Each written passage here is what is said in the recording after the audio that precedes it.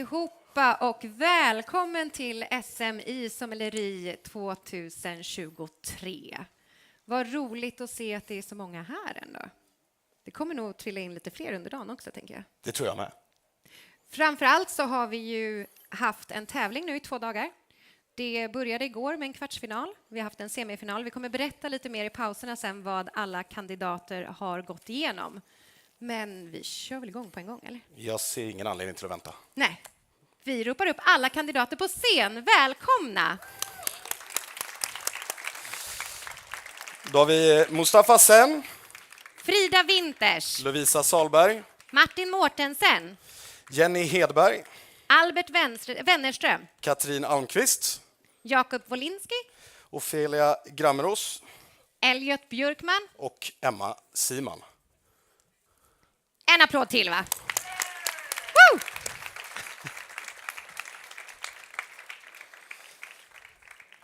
Som sagt, kvartsfinal igår, semifinal igår. De tävlade extremt många timmar i många olika moment. Så redan nu innan finalen börjar så är de kanske lite slutkörda. Eller? Hur känns det? Jag trodde det skulle bli så här, wow, det känns jättebra. Men den effekten fick vi inte riktigt. Nej. Men man är väl lite nervös. Och det här är också kanske det värsta, att stå och vänta på att få reda helt enkelt på vilka det är som har gått vidare. Jag tycker att vi gör så här att vi börjar med att tacka av alla som inte gick vidare till semifinalen igår. Det gör vi. Ni kan få kliva av scen. En stor applåd.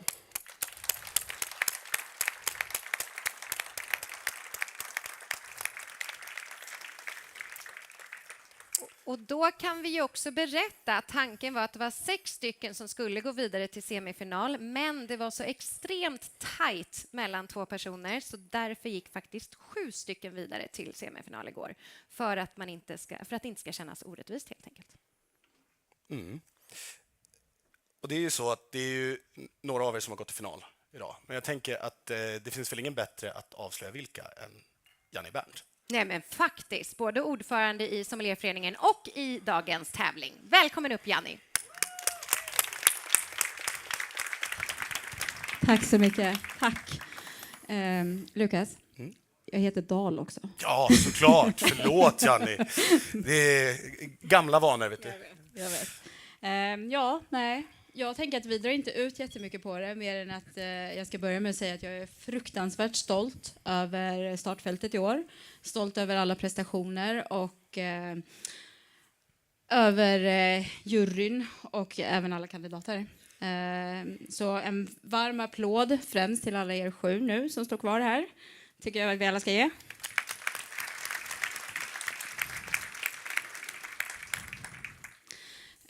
Sen så kommer jag att tala om vilka som har gått till final helt utan inbördesordning och utan kandidatnummer, så by name så att säga. Och vi börjar med Martin Mårtensen.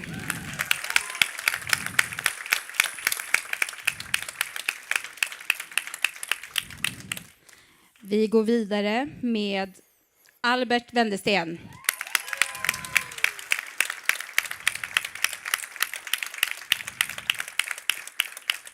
Vi har Elliot Björkman. Nu är det så här att, som ni fick veta, så hade vi 7 stycken semifinalister i semifinalen istället för 6. Och det är ju för att vi vill vara så pass transparenta som möjligt när det gäller tävlandet.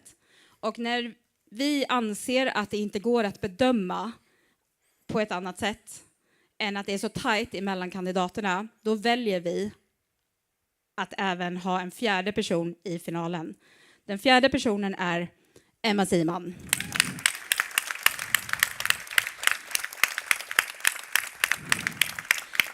Jag tänker att många kanske undrar varför det inte bara är att släppa den personen som har några poäng ifrån eller något poäng ifrån eller kanske snubblat precis. Det är för att vi bedömer en tävling i sin helhet och inte bara på ett enstaka moment som utförs. Och när poängen är så pass tajta så tycker vi att det här är det absolut bästa sättet att sätta upp en final på. En varm applåd till de 4 finalisterna.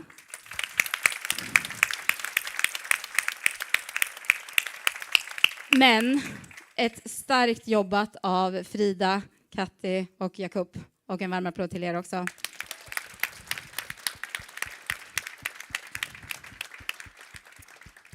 Jag tänker att jag lämnar över till er och kandidatlottning.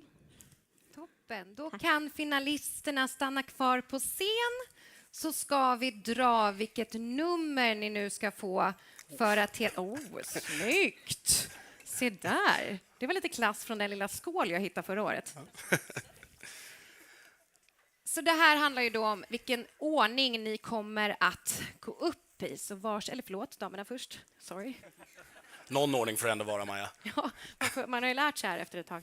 Varsågod. Och Emma, vad har du fått för nummer? Emma har nummer 4. Elliot går ut på nummer 1. Albert har nummer 2. Kan vi lista ut. Och Martin nummer 3. Vad skönt, det gick jämnt ut där. Alla fick ett varsin nummer, vad härligt. Då gör vi väl så, Lukas, att vi drar väl igång på en gång. Ja, som sagt, jag vill inte vänta längre. Nej, så Elliot, du kan stanna. Och så först så ska sommelier coach Sören Polonius ta lite bilder. Sen så kan ni andra 3 få gå med till green room helt enkelt, för ni får inte vara kvar. Men Elliot, du kan stanna på en gång. Så ska vi micka. Så om någon kommer och hämtar dig så ska du få ta dig längst bort där, så kommer du mickas på baksidan. Vi tar en applåd för finalisterna igen, tycker jag.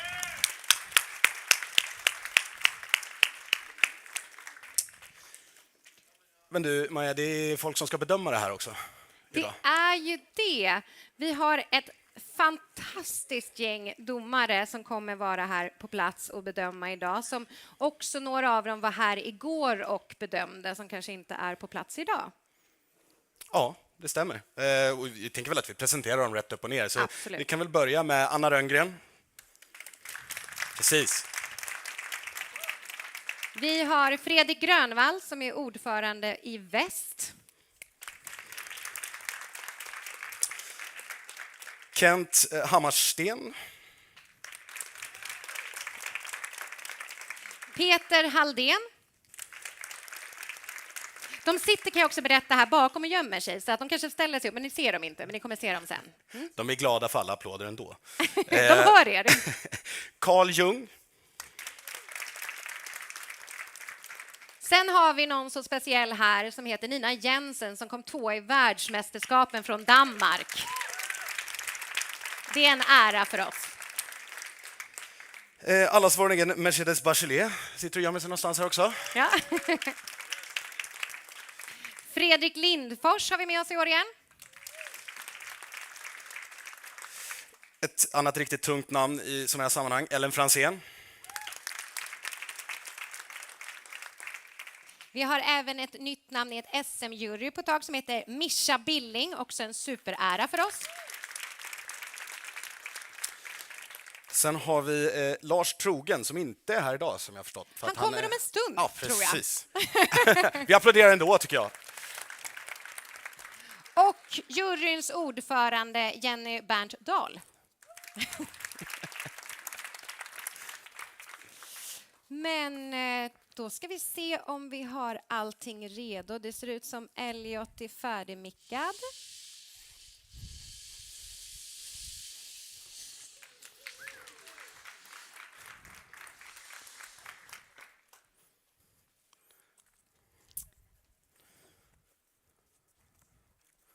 Du kan komma upp. Varsågod.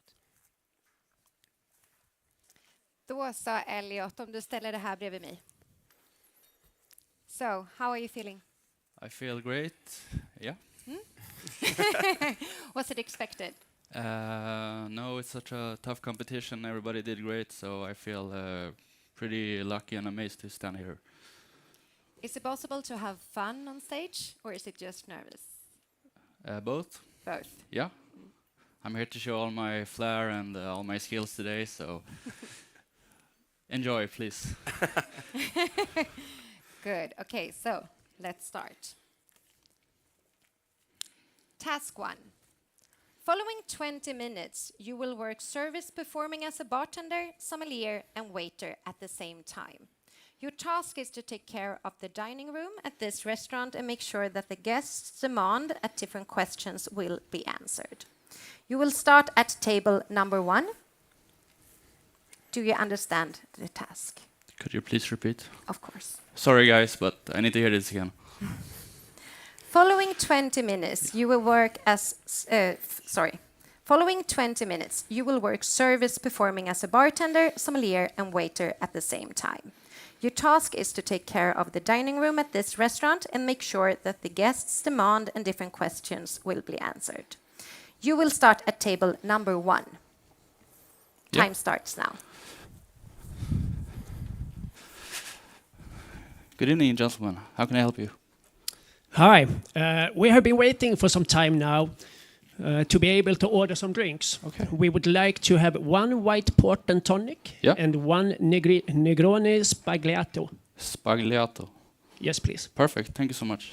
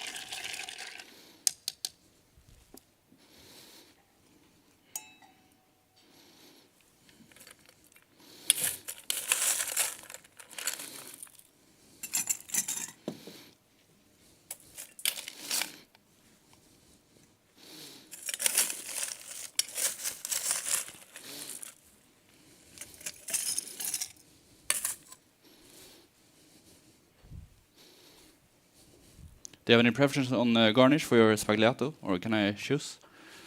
Your choice. Perfect.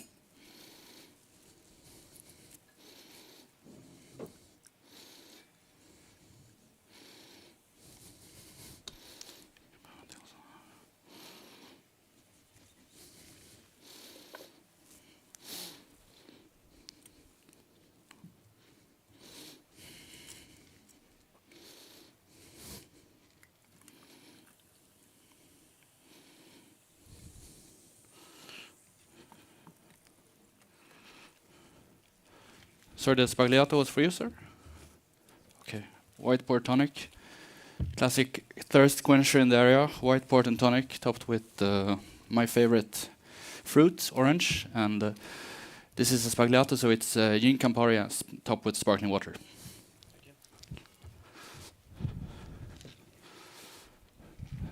Hello, good evening. Hello, me and my friend would like to order a glass of white wine with oak character. With oak character. Perfect. Thank you. Thanks so much.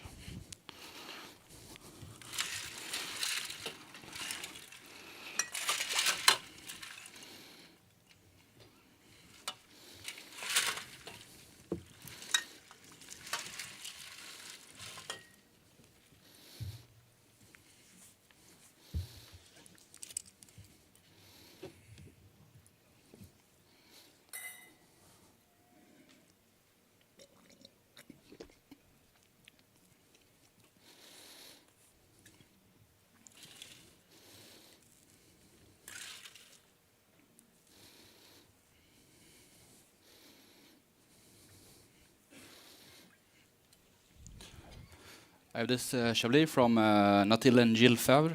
They're a bit unorthodox in that sense that they always use oak on even their village wines. Something that I can interest you in? Yeah?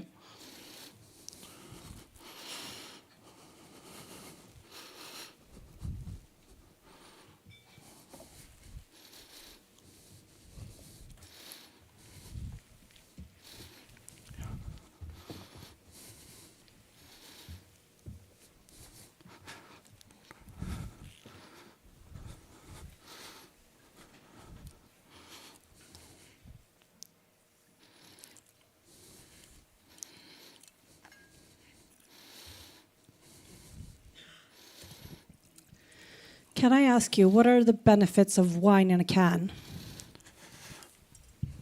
It's a smarter solution for carrying the wine.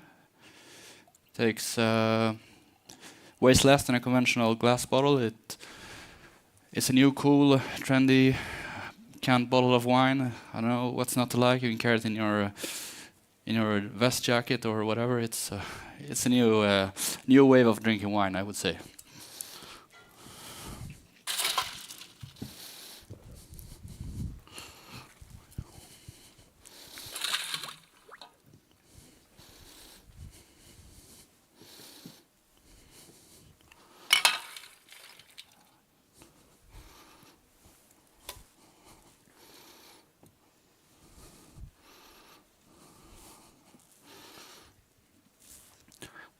Yeah. Hi. We have been looking at your menu and are getting more and more hungry. Can you please recommend suitable beverages to go with this menu? Yeah, of course. Since my guest here just traveled back from South Africa, would you please recommend beverages from there? And please make sure that you put in a suitable beer for us as well. Of course.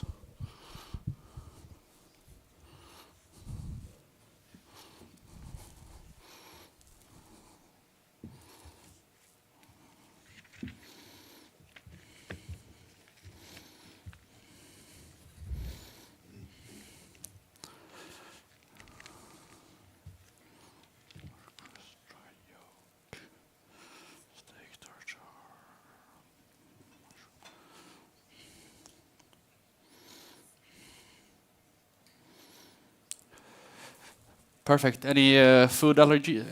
Sorry. We will start off with oysters Rockefeller, so light, elegant oyster with lots of minerality to it and lots of flavor from the cream and the herbs on it. So I'd love to want something with a high crisp acidity to cut through all the fatty nuts, making sure it feels lighter, fresher. So wine from Reineke in Stellenbosch, South Africa, Sauvignon Blanc, 2021 vintage. I will serve it in a sleek white wine glass at 8 degrees Celsius without aerating it prior to serving it to you. We will move on to a steak tartare, raw meat served with watercress for herbaceousness, Dijon mustard, very powerful and a bit spicy, and a dried egg yolk, so lots of umami. Here I will want to something with low levels of tannins, not to evoke a slightly metallic flavor from the beef. Something which will also help with the Dijon mustard, bring in heat, so it won't be too bitter. And something with lots of fruit to meet the umami in the egg yolk. So here's a wine from Hemeren Arde with Cristallum being the producer, Cuvée Sinoa, 2020 vintage. Moving on to cod and lobster. It's both are pan fried, so with lots of butter, so it gets really creamy, really textured. We have Jerusalem artichoke cannelloni, so it's nutty, very almost sweet to it, and butter sauce with spinach. Here we want something with good intensity, lots of flavor to meet the intensity on the plate. We want something with the fruitiness to meet the umami in the lobster. I have a wine here from Olifants River. It's a Chardonnay, very oaked. It's vintage 2018. I will serve it in a cooped white wine glass at 12 degrees Celsius with 30-minute aeration prior to service. Vintage 2019. Beef cheeks, so very powerful dish here as well. They've been braised for the whole night, so very much flavor with sautéed mushrooms, bringing lots of umami to it. Potato galette, intense. It's a very intense plate here. So I want something with equally intense flavors, high acidity, making sure it never feels too heavy, and something with good tannin structure to meet the beef cheeks. So here's a wine from Svartland. It's Ibn Sedi, Columella, vintage 2017. I will serve it in a tulip-shaped red wine glass at 16 degrees Celsius with a 1-hour aeration prior to service. Lastly, it's a Malva pudding, intensely sweet flavors, caramel notes. Here we want a sweet wine to be sweeter than the dessert, so the overall experience will be more fresh. So I have a wine from Constantia. It's Klein Constantia. Good evening. From Klein Constantia, Muscatel Frontignan variety, I will serve it in a vintage 2015. I will serve it in a sleek white wine glass at 10 degrees Celsius with no need for aeration prior to service.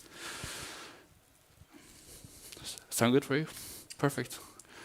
Good evening. Good evening. Hello. Welcome. Thank you. We would like to order a Magnum bottle of red wine. Would you please serve it for us? Yes, of course. Thank you.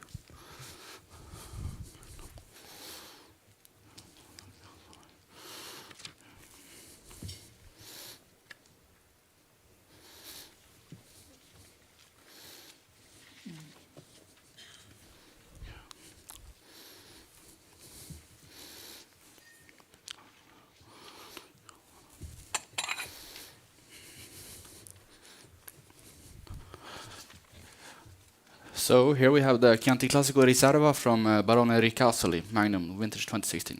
Thank you.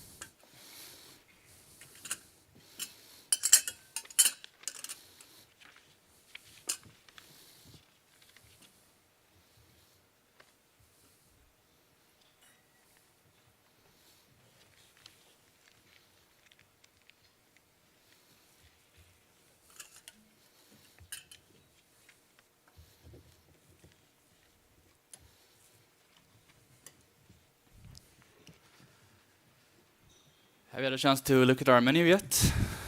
Not yet, no. I love this wine. I sell it all the time in the restaurant. It's a real blockbuster, really. Oops.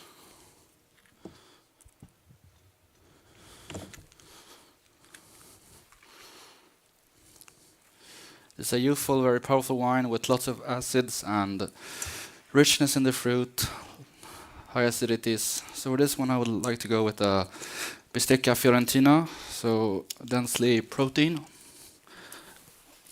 in a red wine G with potato gratin on the side, which sage, of course, so it becomes Italian.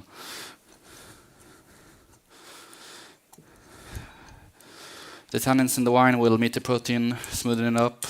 The high acidity in the wine will be matched by the acidity in the sauce, and the saltiness in the gratin will. Cork is in excellent shape. Since the bottle was standing up, I won't aerate it.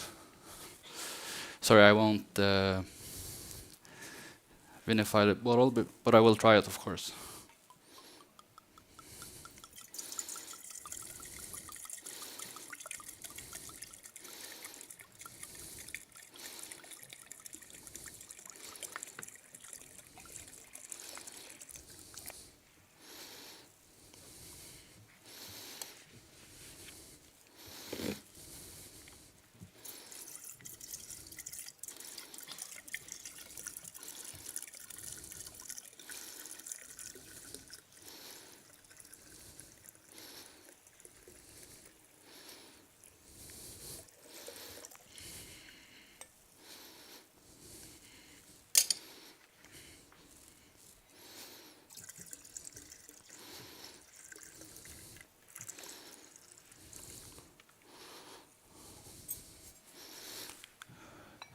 Would you mind if I sampled?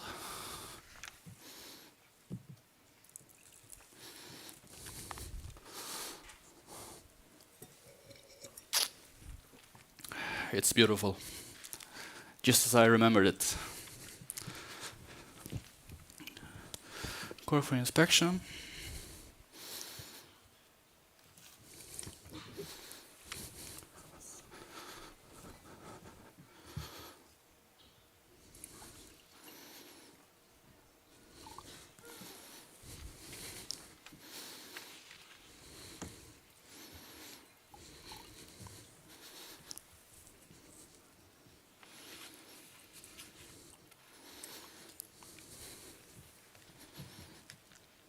Would you like to keep the cork? Thank you.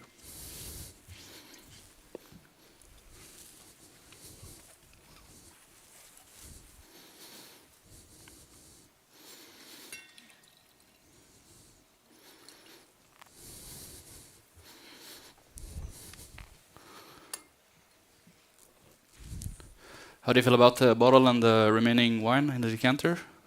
What you want it on the table?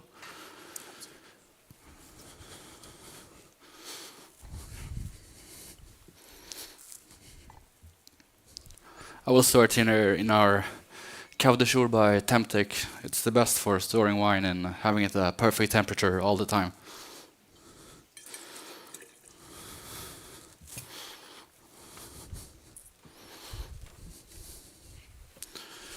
Our restaurant is full with Temtec. We absolutely adore their stuff. It's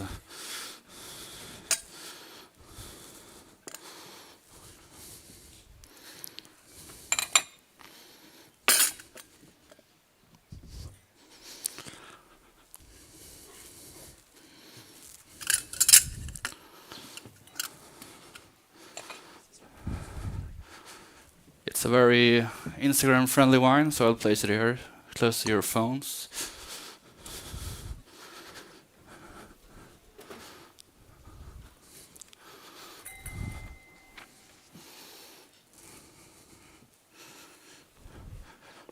I asked the kitchen where your food was because I was sure they were preparing a small snack for you guys. It was a small lobster tail fried in some butter on a brioche with some yuzu shavings above it. I will shake again. You have everything, guys? Yep. Yeah? Perfect. Can I get you a small snack to this one? So now on the menu we have this super lovely brioche with a duck liver serving and some port wine and jelly on top of it. Would be perfect for this one.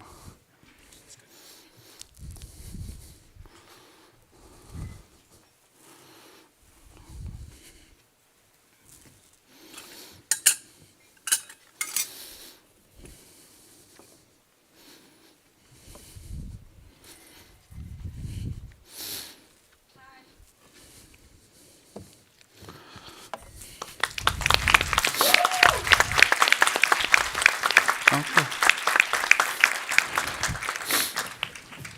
Okay, you can come on up here. We're not Okay. really quite done yet. Okay, But first off, how did that feel? Good, I think. Good? Yeah. It's, I mean, you've been in this situation before, so it's not your first time on stage, but it's always different from time to time, I guess. Yeah. Yeah. And would you say you're happy with the first stage of this competition today? Maybe we'll see. And we'll see. Yeah. Okay, we will move on then. And in the next task, you will have one wine in front of you, and your task is to taste the wine and make a full organoleptic tasting. You will have 3 minutes to complete the task. Yeah. Have you understood the task? May I take some water first? Have you understood the task? Yes. Yes. Then time starts now.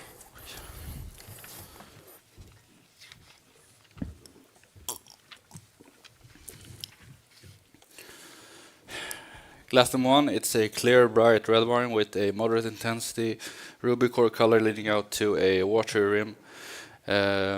Moderate viscosity, no signs of visual gas or sediment on the nose.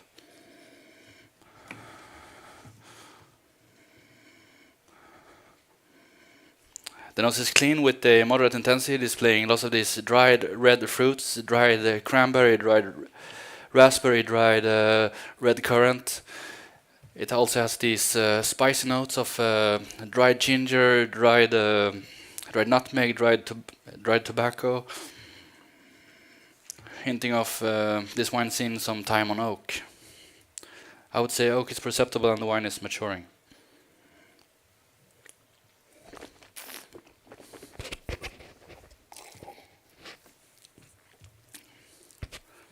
On the palate, the wine is clean, it's dry, it has a moderate medium body with a very crispy texture, a moderate yet very refreshing acidity and a good intensity.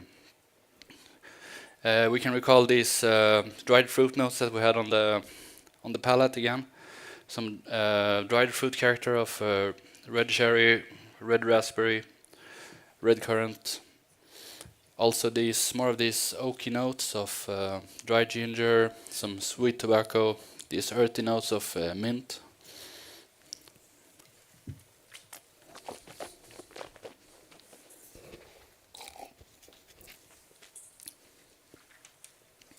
I would say this one has seen some oak. Oak is perceptible.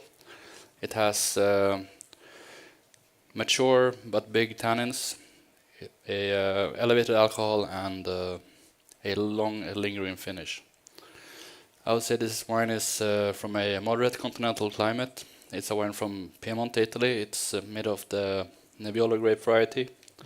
It's from vintage 2015. I would drink this now or in the next 5 to 10 years. I would serve it in a cooped red wine glass at 16 degrees Celsius with a 1 hour aeration prior to service. I would serve this with grilled veal medallions and a creamy truffle risotto. The elegance of this wine will never overpower the gentle flavors of the veal. The already soft tannins will soften even more and integrate naturally in the creamy risotto. The high acidity will support it so it never feels too heavy. And patience has rewarded us with a lovely perfume that will mirror the aromas on the plate. Thank you.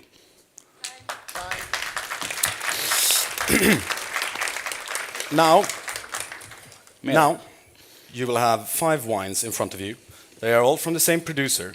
You will have to state the predominant grape variety, the age, the origin, and the producer of the wines in correct order. You will have 2 minutes to complete this task. Have you understood the task? Would you be so kind to repeat? Of course.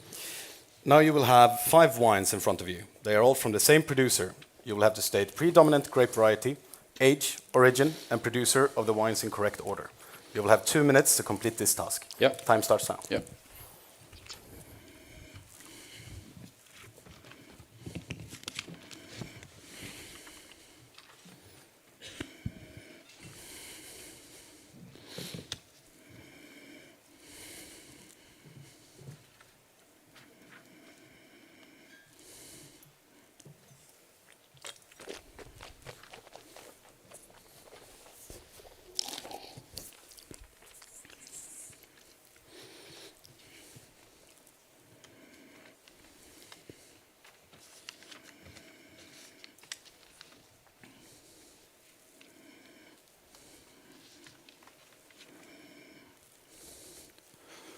These are all Barbera grape varieties from Fontana Fredda. Glass 1 to my left is from vintage 2012. This is 2013. 2015, I'm sorry.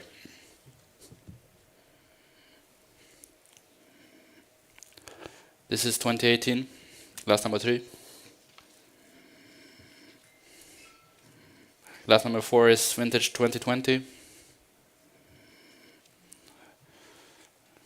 Glass number 5 is 2016.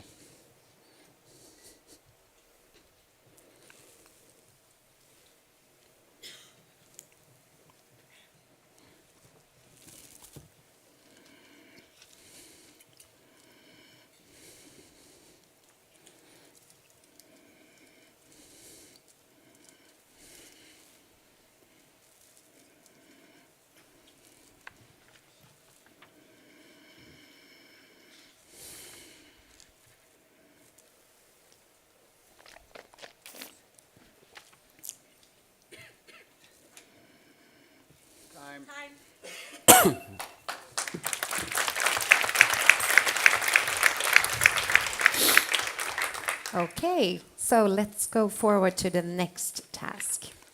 The task is a wine list. Your guest said that they spotted some mistake in your wine list. Please find the errors and correct them.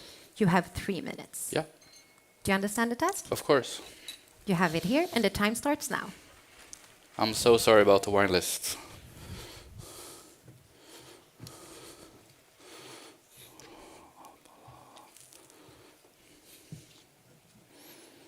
Salon 2008 didn't release a standard bottle size, only Magnum. Champagne Charlie is a non-vintage wine.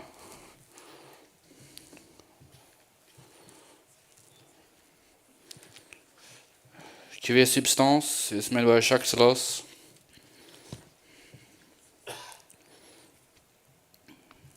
Weingut Knoll is based in Wachau, Austria.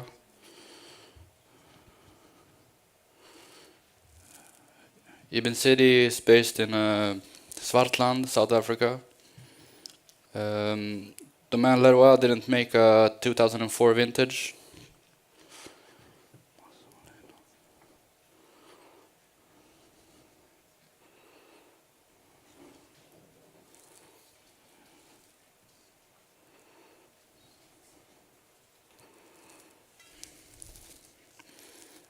Erasuris are based in Coquimbo, not Colchagua.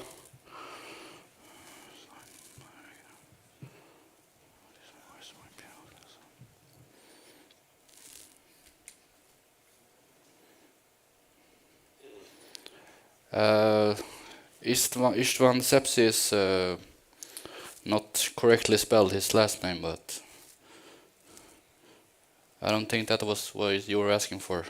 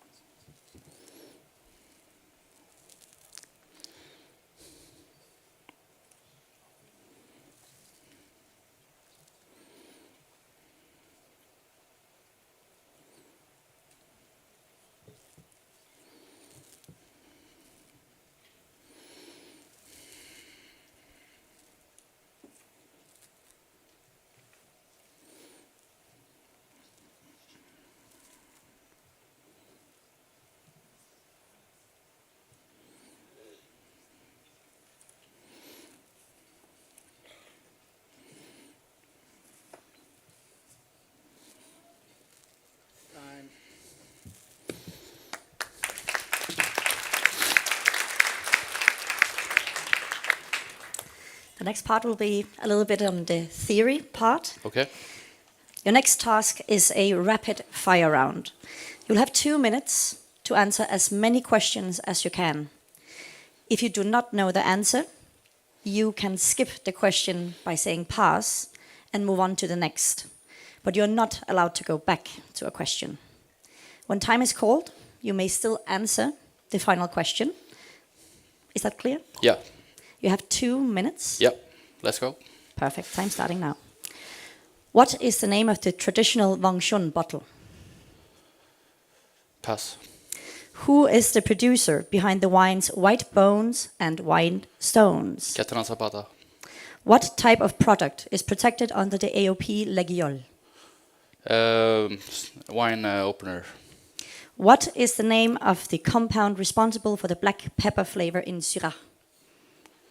Pass.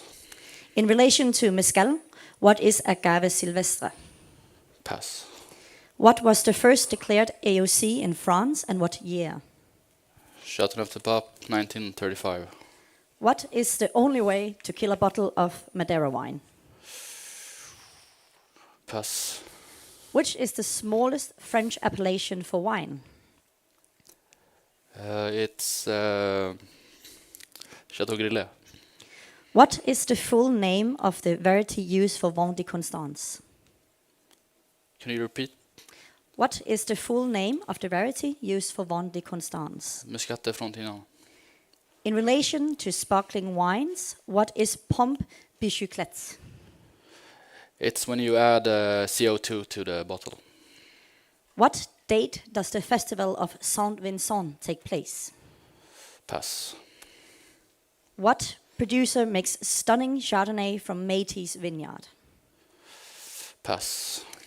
What is the capacity of traditional Burgundy wine barrel? 228 liters. What type of wine is Carcavellos best known for? Red wine. What type of beer is an Adam beer? Top fermented Belgian beer. What, besides the whiskey inside, does the bottle of Isabella's Islay cost $6.2 million? Why?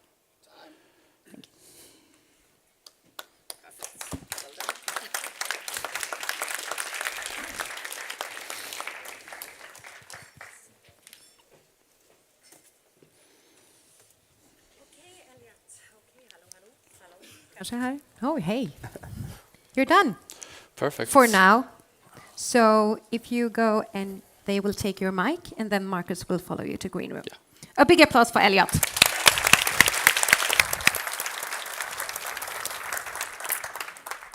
Nu då har ni sett vad alla kandidaterna kommer gå igenom en efter en. Vi tänkte passa på medan de råddar i ordning nu då för kandidat nummer 2 som är på väg att berätta lite vad alla gjorde igår. Och till det har vi en liten PowerPoint någonstans.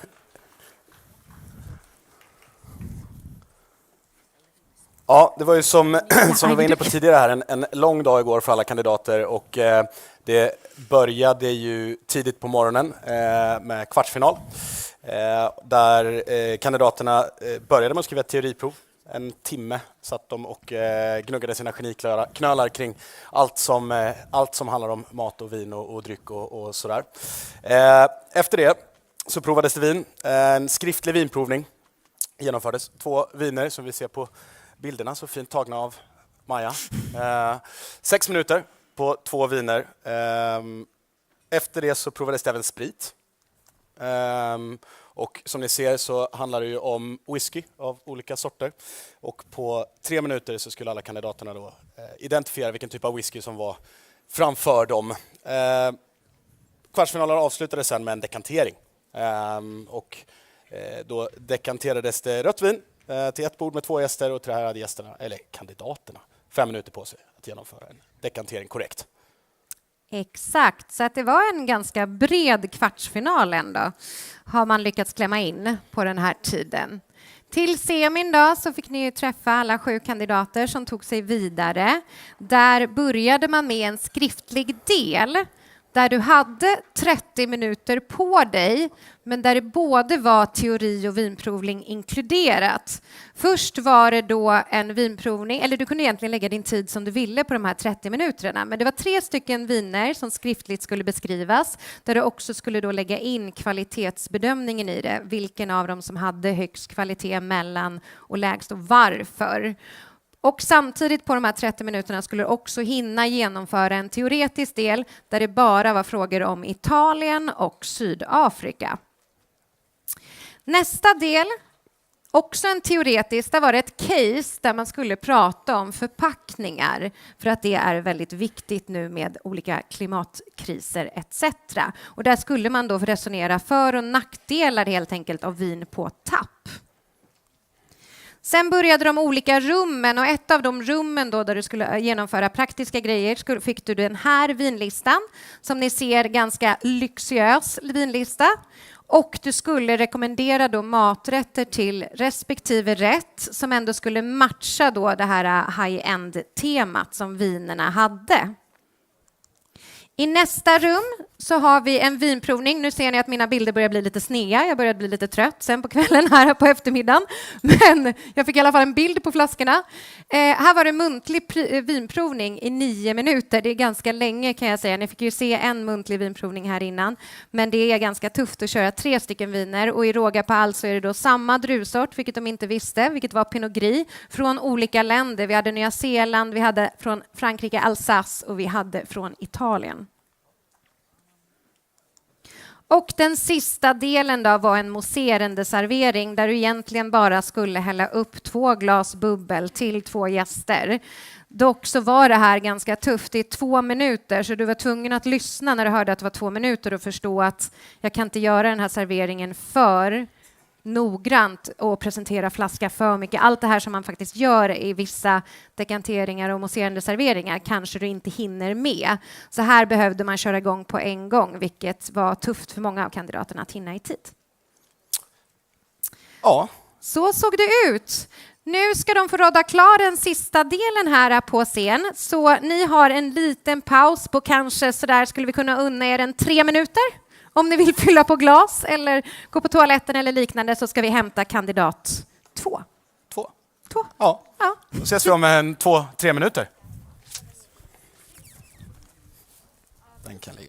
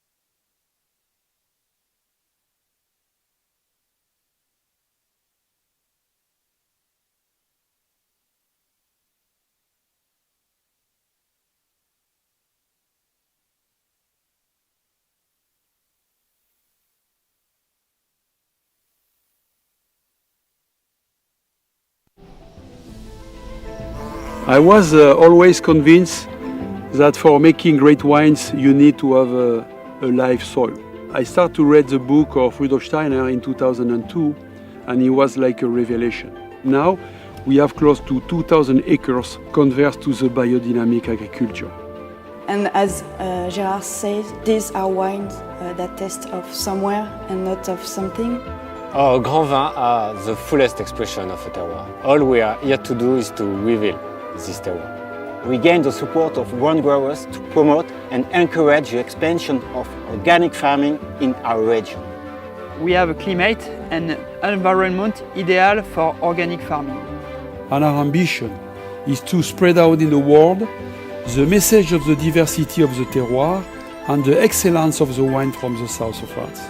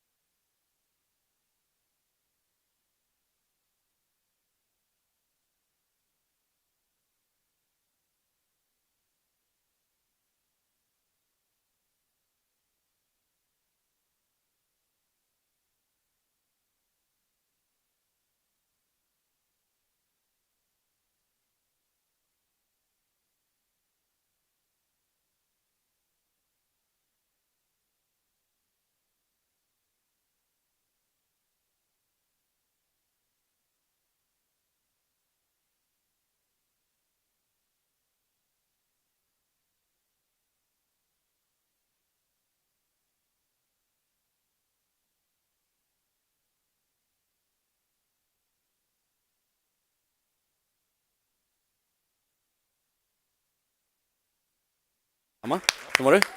Ja. Oj! And we have lights. How are you feeling? Alive? Let's see if your mic is working as well. Can we check? Man. Try to talk again. Speak. Yeah, Okay, man. now good. Yes. Great. Oh, but second is good to be second out. Yes, that's perfect. Perfect. So we should just start, right? Let's get it over with. Okay. Task 1. Following 20 minutes, you will work service, performing as a bartender, sommelier, and waiter at the same time. Your task is to take care of the dining room at this restaurant and make sure that the guests' demand and different questions will be answered. You will start with table number 1. Do you understand the task? Could you please repeat? Of course. Following 20 minutes, you will work service, performing as a bartender, sommelier, and waiter at the same time. Your task is to take care of the dining room at this restaurant and make sure that the guests' demand and different questions will be answered. You will start with table number 1. Time starts now. Perfect. Good afternoon. My name is Albert, and I will be your sommelier tonight. How can I help you? Hi. We have been waiting for some time now to be able to order some drinks. We would like to have one white port and tonic. Yes. And one Negroni Spagliato. Yes. Perfect. Just give me 1 minute, and I'll be back with your drinks.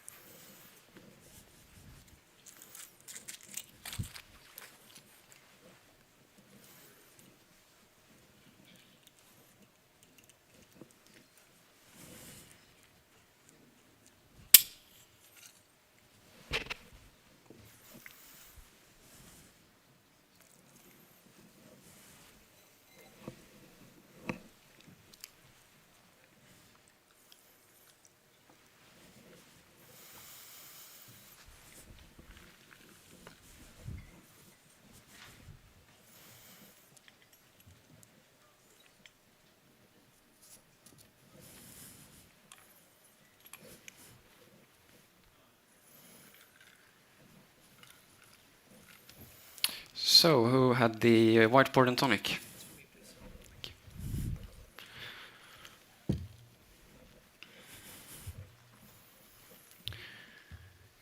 So one Negroni Spagliato, a classic Negroni but with Prosecco instead of gin, and the white port and tonic talks for itself. Just let me know if I can help you with anything else. Good evening, my name is Albert, and I'll be your sommelier. How may I assist you? Good evening. We would like to order a glass of white wine each with oak character. Yes. Thank you. Thank you.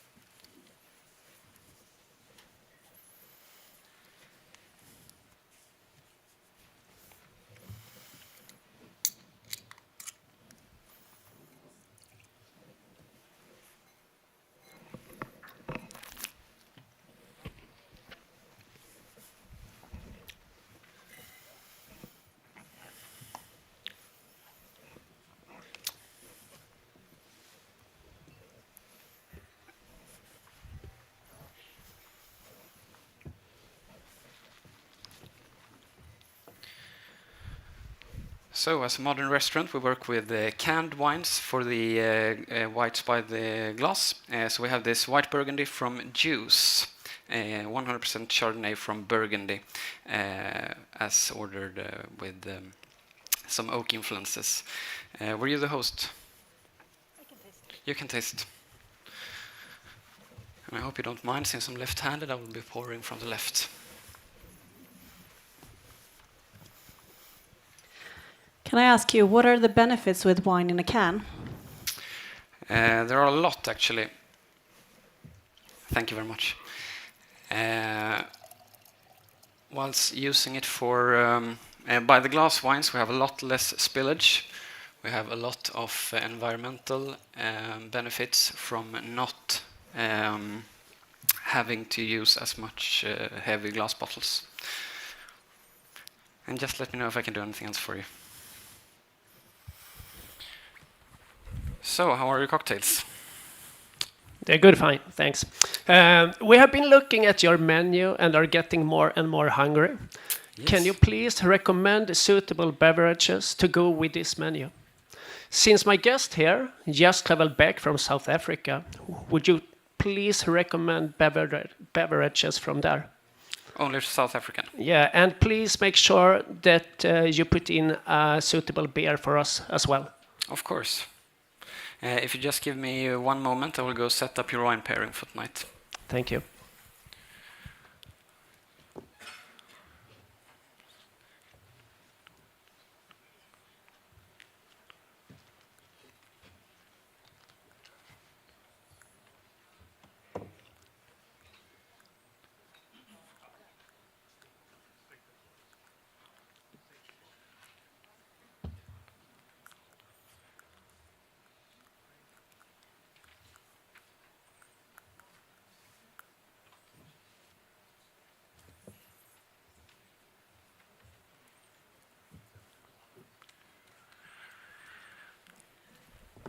So we will start off with this very elegant oyster Rockefeller, a gratinated oyster. Here we need to take in consideration that we have some rich umami from the oysters and the slightly smoky notes. So here we need a wine that has a lot of fruit and a high acidity to cut through this the smoky notes, and I would love to go with a sparkling wine for this, with some mature red apple notes, a sparkling wine to freshen it all up, the smoked feeling. I would love to recommend for you to have a sparkling wine, a Blanc de Blanc, from a producer that I will tell you about more while serving you the wine. I will serve this in a sleek white wine glass at 8 to 10 degrees Celsius, no variation prior to service.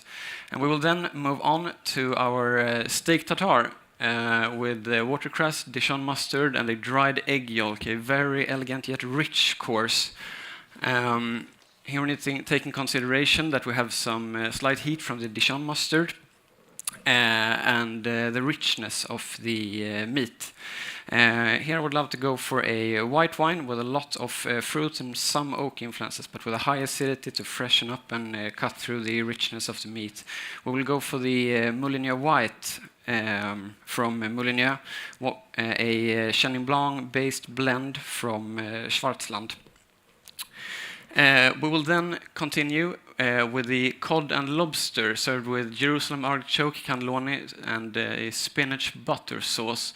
A very rich course. Here we need to take in consideration the umami of the lobster, the richness of this spinach and butter sauce.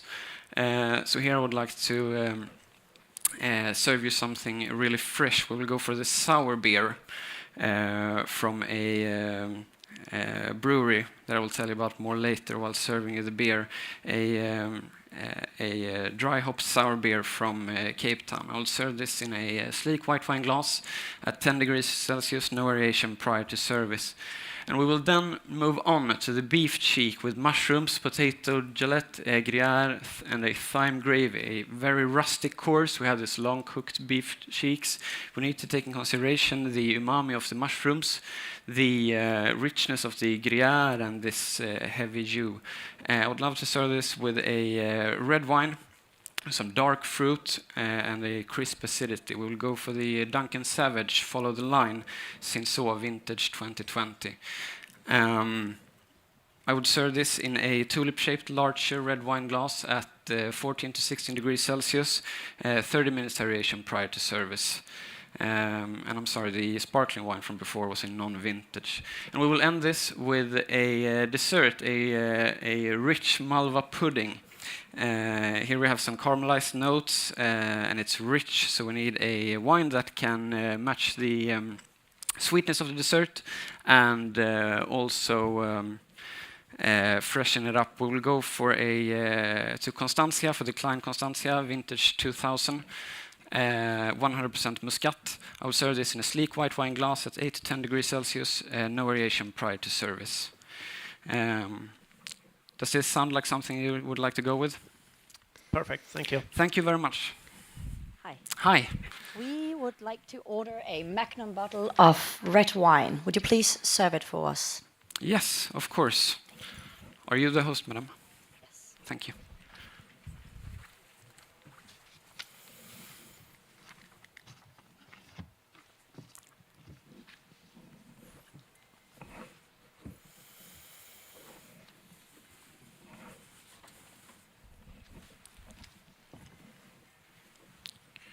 So we have the Barone Ricasoli, Chianti Classico Riserva 2016, Sangiovese from Tuscany, Italy. Thank you.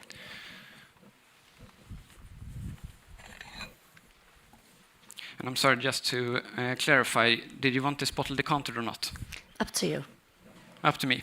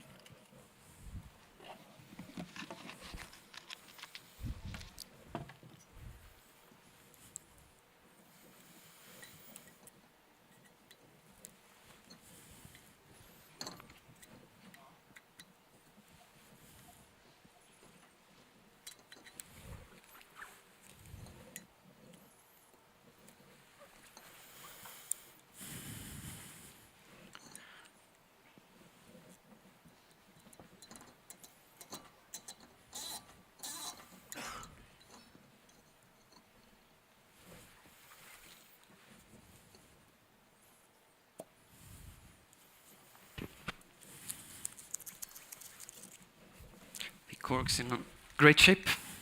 Do you mind if I sample the wine? No, go ahead.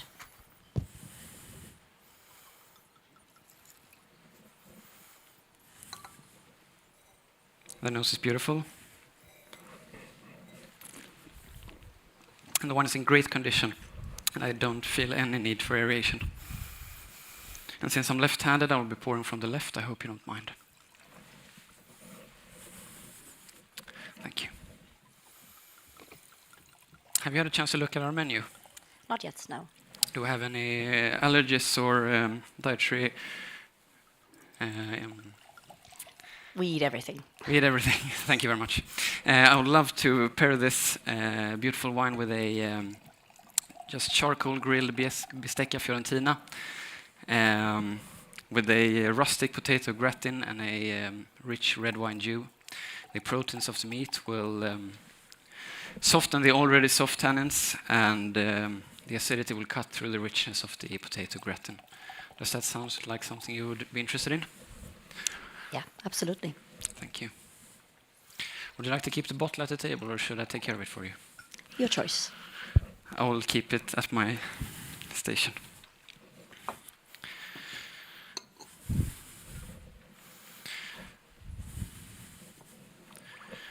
And just let me know if I can do anything else for you. Thank you. How's the wine over here? Very good. Thank you. And how's the evening going here? Very good. Glad to hear.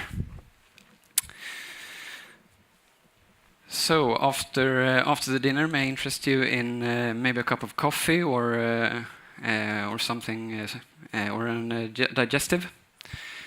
We work with a coffee from Kenya, Kericho AA, a washed coffee roasted by a Swedish Gringo coffee roastery. A very fruit-driven, lightly roasted coffee that I love to pair with a slightly sweeter, fruity rum from Venezuela, Santa Teresa, 1796. If we want something sweet with that, I also have we work with a chocolate called Manacao chocolate from Madagascar. Dark, fruit-driven chocolates that will go very well with your coffee and your spirits. Could that be something for you? Sounds lovely, yeah. Amazing.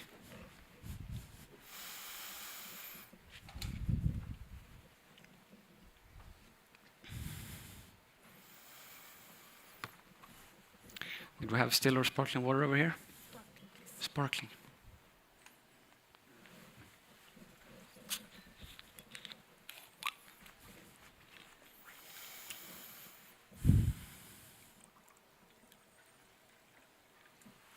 Thank you. And over here? Sparkling as well.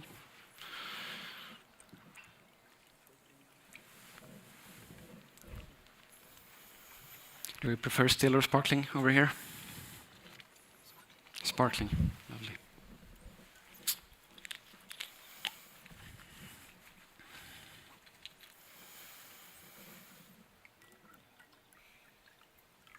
Thank you.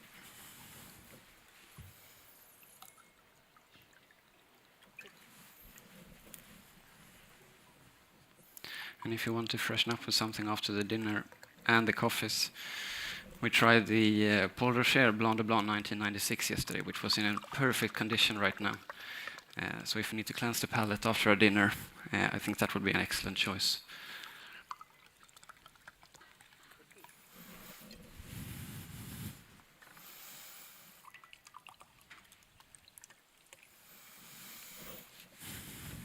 Yes, please.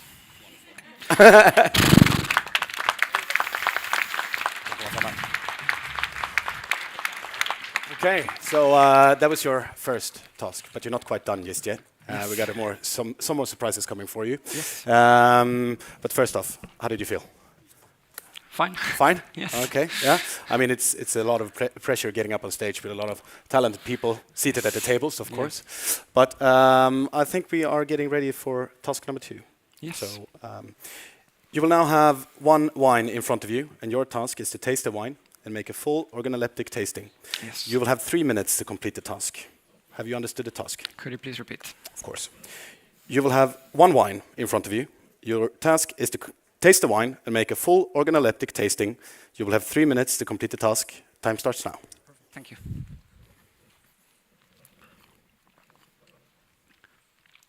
So, glass number 1 is a clear, star-bright red wine with a moderate intensity, ruby core color leaning out towards a paler ruby, almost garnet rim. Moderate viscosity, no signs of sediments nor CO2.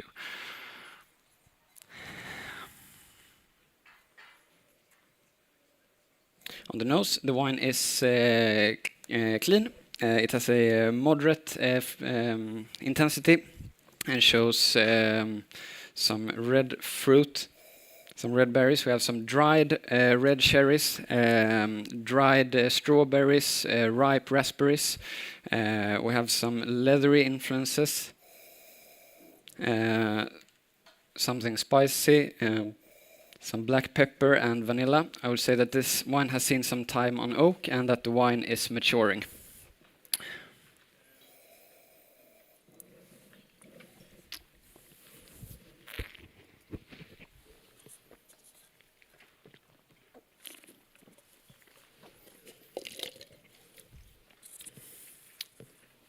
On the palate, the wine is clean.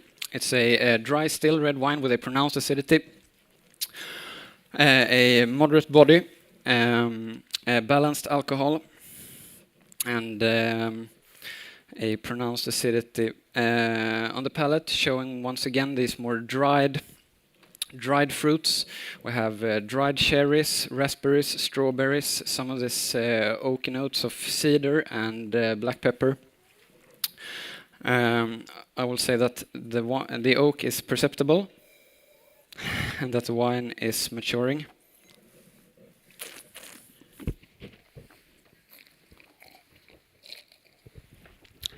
With a moderate finish and a moderate yet fine tannin structure. The wine is maturing. It's a classic style red wine from a moderate continental with maritime influences. It's from Italy, it's from Tuscany, it's 100% Sangiovese from Chianti, vintage 2016.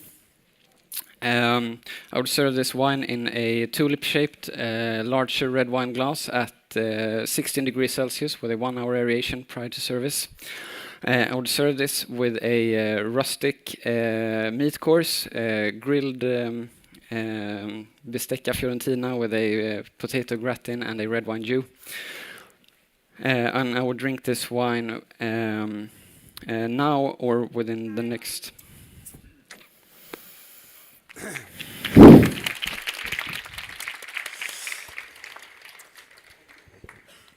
Okay, so for your next task, now you will have 5 wines in front of you. They're all going to be from the same producer. You have to state predominant grape variety, age, origin, and producer of the wines in correct order. You have 2 minutes to complete this task. Could you please repeat? Now you'll have 5 wines in front of you. They are all from the same producer. You have to state the predominant grape variety, age, origin, and the producer of the wines in correct order. You will have 2 minutes to complete this task. Time starts now. Thank you.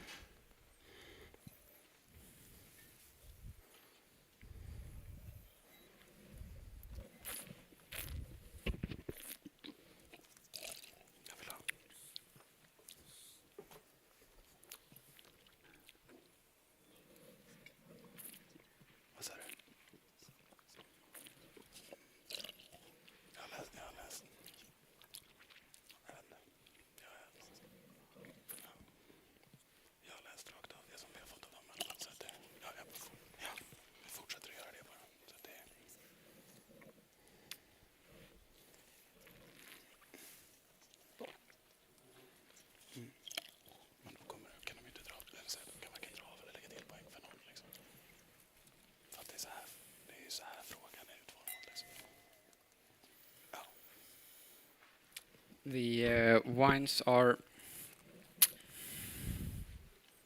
Cabernet Sauvignon based.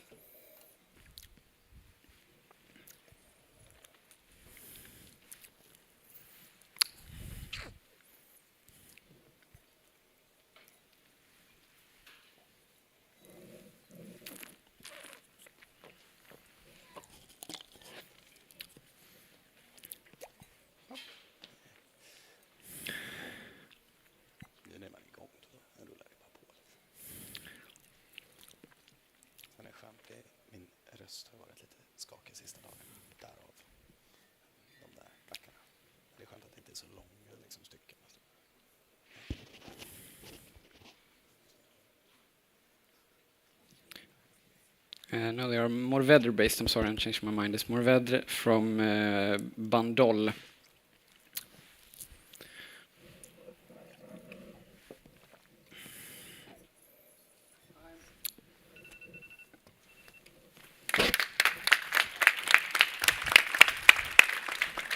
Okay. Ready for your next task? Ja, tack. Yes, sorry. So this is the wine list. Your guest said that they spotted some mistakes in your wine list. Please find the errors and correct them. You have 3 minutes. Yes.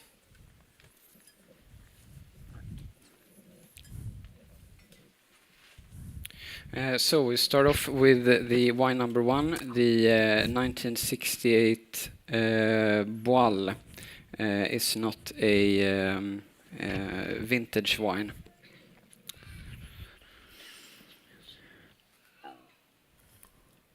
And the same with the Amontillado, it's a non-vintage wine. The Charles Hyde 6 Champagne Charlie has not yet to be released with a 2012 vintage. Weingut Knoll Ried Pfaffenberg is not a Kabinett Riesling, it's a Steinfeder. And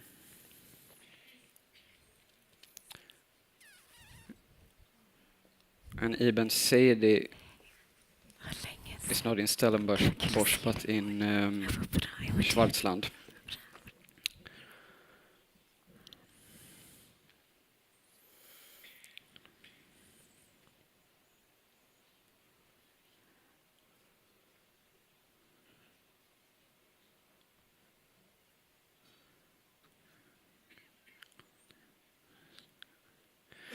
The 1973 Kloster Eberbach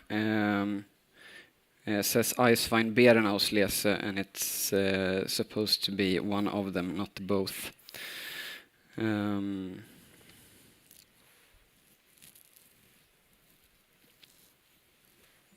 Masolino doesn't produce Barbaresco, only Barolo.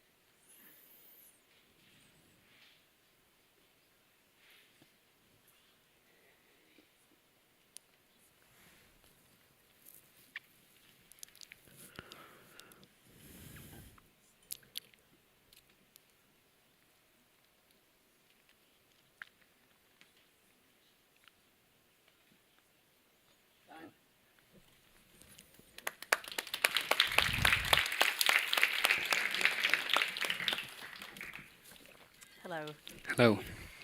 So the next part here will be a little bit more on the theoretical side. Yes. The next task is a rapid fire question round. Yes. You will have 2 minutes to answer as many questions as you can. If you do not know the answer, you can pass the question by saying pass. But you're not allowed to return to the question if you have passed it. Yes. When time is called, you may still answer the final question that was asked. Is that clear? Yes. Time starts now. Thank you. What is the name of the traditional Vangchon bottle? Pass. Who is the producer behind the wines White Bones and White Stones? Pass. What type of product is protected under the AOP Laguiole? Corkscrews, wine openers. What is the name of the compound responsible for the black pepper flavor in Syrah? Pass. In relation to mezcal, what is agave silvestre? Pass. What was the first declared AOC in France and what year? Provence, 1833. What is the only way to kill a bottle of Madeira wine? Drink it. What is the smallest French appellation for wine? Savoy. What is the full name of the variety used for Vin de Constance? Pass. In relation to sparkling wines, what is Pompe Bichouclette? Pass. What date does the festival Saint-Vincent take place? Pass. What producer makes stunning Chardonnay from Métis vineyard? Camy River. What is the capacity of a traditional Burgundy wine barrel? Sorry, once again. What is the capacity of a traditional... 228 liters. What type of wine is Carcavelos best known for? Pass. What type of beer is an Adam beer? Pass. Why, besides the whiskey inside, does a bottle of Isabella's Islay cost $6.2 million?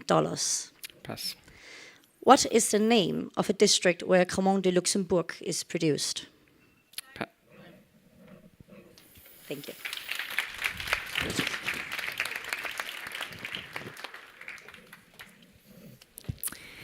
Då så. Då är du äntligen klar. Gott. För just nu. Perfekt. Tack. En stor applåd.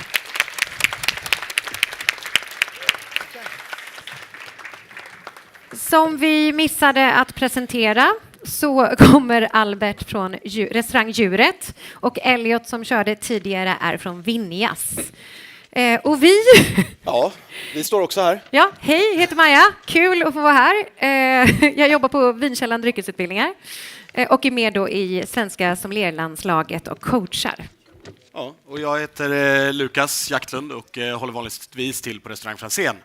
Och jag får vara här för att jag också är sommelier. Ja. I grunden. Ja, ja. Ja det är det ju. Ja. Vad bra, nu tror jag att vi har kommit i fatt på allting vi har missat. Ja. Nu har vi gjort så att vi har gjort ett litet quiz till er medan de roddar om scenen. Ni kan vinna den kära äran för er själva, för vi kommer gå igenom svaren på en gång efter frågan. Men vi har lite frågor om lite olika nyheter. Precis. Det är som så att förmodligen så är alla här inne ganska duktiga på vin och dryck. Men det händer saker i världen hela tiden. Och vi tänkte då att vi ska testa er på hur mycket ni har hängt med i vinvärlden de sista åren.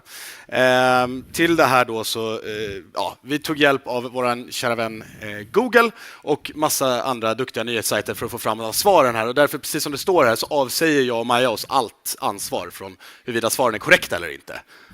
Eller hur? Ja, absolut. Bra, då har vi gjort klart det. Men vi kör väl igång på en gång. Och det är väl så här att jag åtminstone har en stor del av mitt vinhjärta i Frankrike.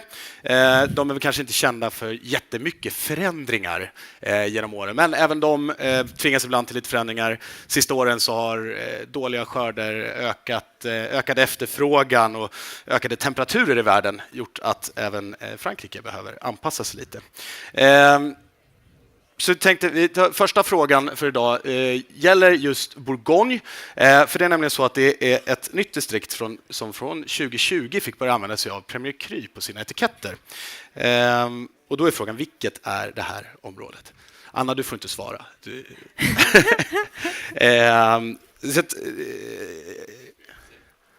Vi har fått ett svar här. Vi har fått ett svar. Ja, var det Sören Polonius som kunde det här? Det var Sören Polonius som kunde det här. Ja. En stor applåd för Sören Polonius! Sören hade helt rätt. Det är alltså Poi Fusé som sedan 2020 får sätta ut Premier Cru på 22 nya vingårdar, eller nya klimats då.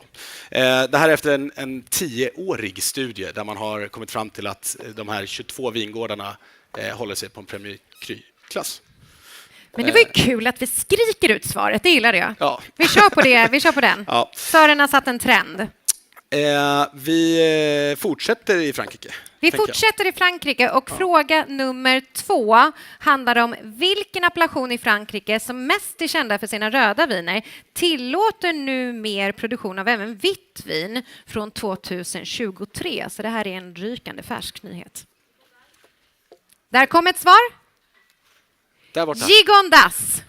Applåd. Gigondas får alltså nu göra vitt vin och då måste vinet innehålla 70% av druvan Claret. Man har dock gjort vitt vin faktiskt i det här området fram till 71 då man inte fick göra det när de fick en ny appellation helt enkelt. Men nu är det tillbaka. Ja, tillbaka till Bourgogne. Oj. Janni, är du okej? Ja. Ja, vår ordförande har överlevt och vi fortsätter till nästa fråga. Vi går tillbaka till Bourgogne. Du hatar inte Bourgogne. Jag hatar inte Bourgogne. Det är ingen hemlighet och det är därför jag bara ställer frågor om Bourgogne. Bourgogne har ju drabbats av extremt tuffa skördar de sista åren. Det här har lett till att priserna har trappats upp ordentligt. Så frågan blir egentligen, vilka topp 3 producenter i Bourgogne som höjde sina priser? Det här är ju svårt naturligtvis att kunna alla 3 kanske. Men det är kul. 3 producenter som hade den största procentuella ökningen från årgångarna 2020 till 2021. Någon som vågar chansa? Någon som har någon chansa? gissning på det här? Det här är en smal fråga. Ja. Förlåt? Arnaud Lachaud. Det är helt rätt. Det är nummer 1. Det var de som ökade mest i pris. Bra, snyggt! Snyggt! Det är en applåd för det. Är det någon annan som vill gissa på nummer 2 och 3? Annars släpper vi på svaren. Ja, då släpper vi på svaren. Arnaud Lachaud var nummer 1. De ökade sina priser med i snitt 487% mellan årgångarna 20 och 21. Bra! Snygg spaning där borta i hörnet. Nummer 2 var Devonay på 127% och nummer 3 var Le Fleuve ska det stå där på sista, det är en liten särskrivning. Men de ökade med 94%. Snitt på sina priser. Oerhört dyrt har det blivit med Bourgogne, vilket jag är ledsen för. Oerhört dyrt. Ja. Vi går vidare till nästa fråga. Vi håller oss kvar i Frankrike, men vi går över till Bordeaux. Bordeaux tillåter från och med 2021 6 nya druvsorter. Vilka är det? Man kan väl säga att några av de här är lite lättare än andra. 2 stycken är relativt kända i andra områden i Europa, medan de andra är lite mer okända. Framförallt kanske 3 av dem hade inte jag hört talas om särskilt mycket och inte druckit så många flaskor av, kan jag säga. Någon som vet någon? Touriga National är absolut en av de mest kända som nu är godkänd. Det var Michel Chamet som stod längst bak och skrek. Han vågade inte visa sitt ansikte. Ja, en applåd för Michel Chamet! Någon som kan någon annan? Inget googlande nu. Det är inget som man kommer på innan att man kunde göra. Nej. Där har ni druvsorterna och de man kanske mest känner till då är väl Touriga National och Alvarinho som faktiskt nu då är godkända och man alltså får ha klimatförändringar som stökar till det lite. Ja, nu ska vi göra någonting annat kul. Det blir inga fler frågor nu, men däremot så tänkte vi prova hur duktiga ni är på att känna igen olika ansikten. För det är så, vi har ju superduktiga sommelierer som tävlar på scen ikväll och sen har vi oss 2 som är kanske inte riktigt lika duktiga, men vi är här på scenen då. Men vi har faktiskt vi har blandat ihop lite sommelierer också. Vi har tagit tillbaka en gammal klassiker som vi kallade Gissa sommelieren. Det här har vi kört för länge sedan, men det här det kanske är mest för min och Lukas skull, för vi har väldigt roligt när vi gör de här frågorna. Men vi får se om ni tycker det är lika kul som oss. Men vi ska väl säga att det är kända sommelierer i Sverige som är blandade. Ska vi köra igång? Kör. Gissa sommelieren. Vilka 2 personer, sommelierer, som är kända i Sverige döljer sig bakom den här fantastiskt vackra bilden? Vi har ett rätt svar här. Ruben är en av dem. Ja. Bra spottat. Det är inte lätt. Och Emelie Svensson! Hey! Jajamän! Där har vi Restaurang Agnes och PM och vänner kommer ju de här 2 kända som leder för bra jobbat, imponerad. Ja, jag satt inte de här. Nej, det gjorde du inte. Nej. Gissa bländen på de här 2 sommelierna då.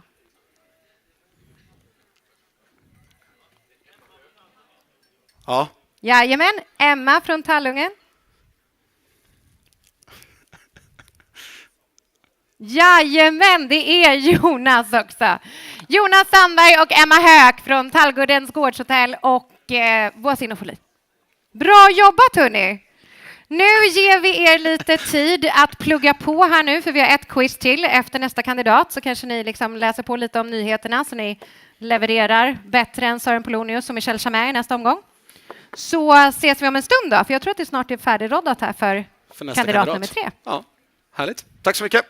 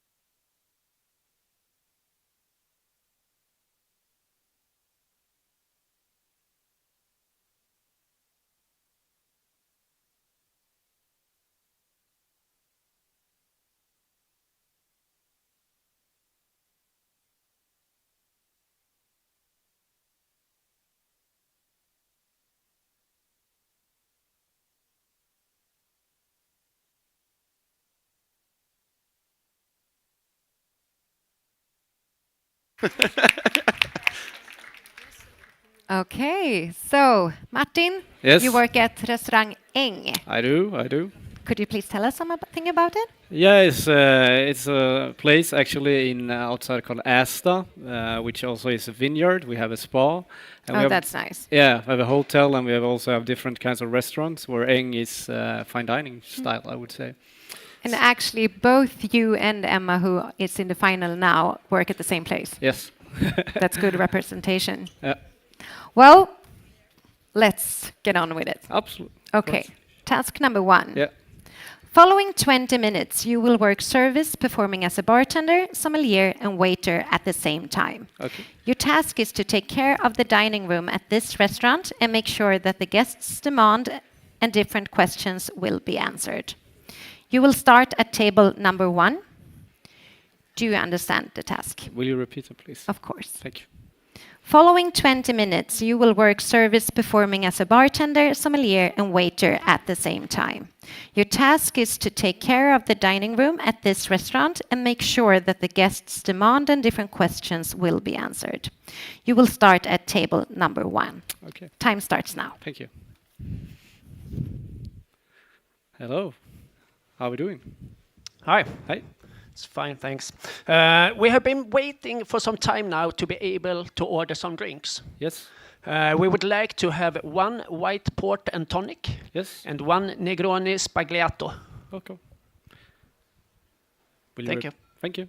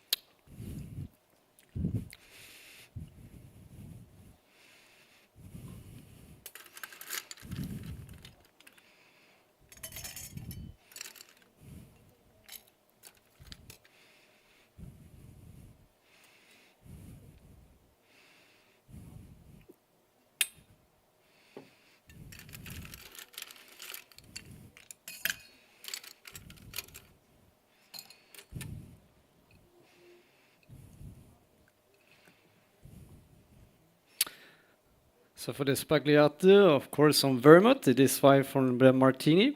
So I will suggest you 2 centiliters of that.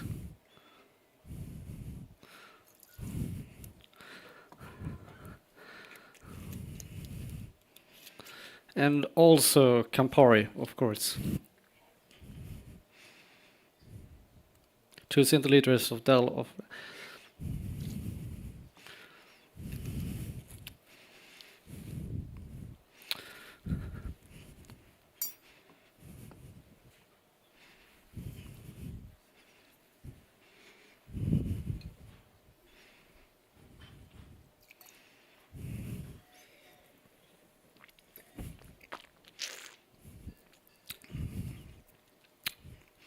I get a 4 centiliter of Graham white port.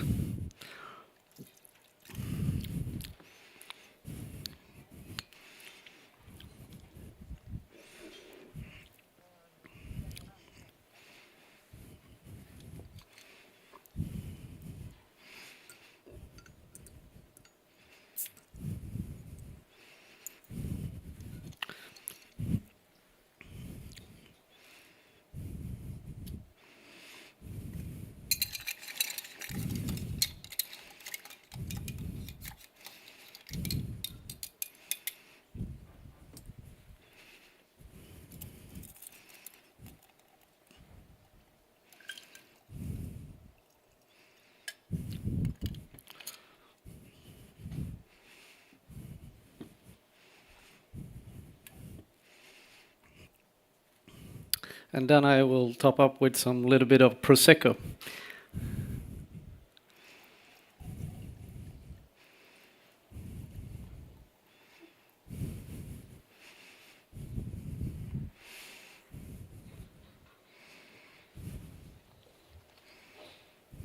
So who is ordered the spagliato? Okay.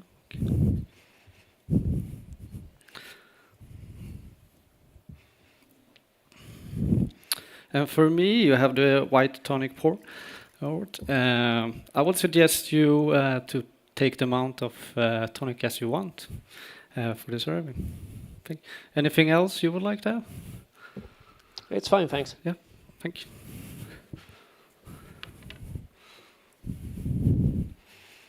Hello. Hello. Hello. Me and my friend would like to order a glass of white wine with oak character. Yes. Thank you. Thank you. I will just check and be back with some suggestion for you.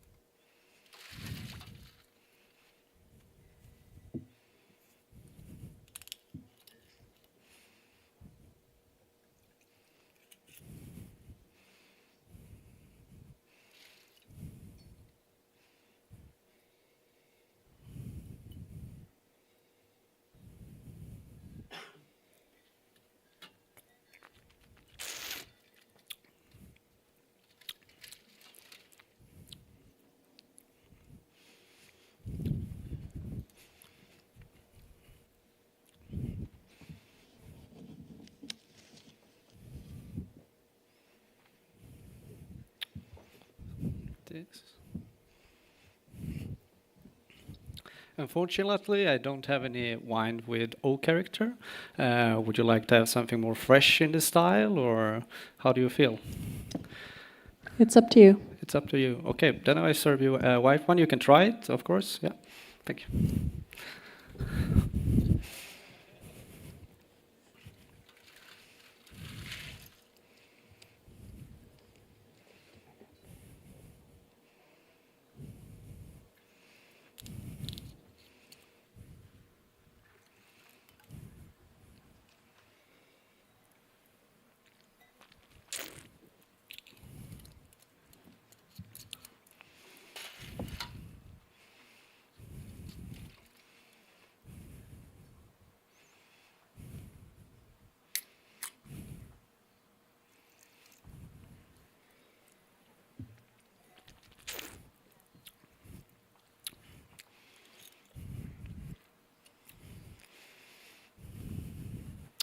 So I don't really have any wine with oak character, but I do have a suggested Chablis from Fèvre from 2021. Would that suitable for you, or would you like to have something else? Yes. And you have to try it, of course. Can I ask you, what are the benefits of wine in a can? What's it? What are the benefits of wine in a can? Benefits, it's mostly like for sustainability, mostly because of when you're transporting wines, the bottle is quite heavy. And so you can serve more amount of wines for cans, I would say. Is it good? Yes. Yes. So you don't have the possibility to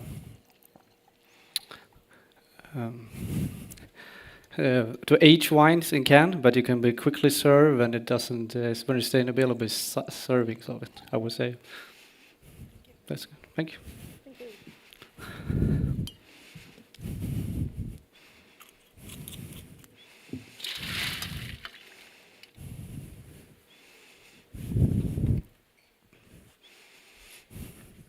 Would you like to have some food for the wine, or Yeah, so this is a crisp style wine.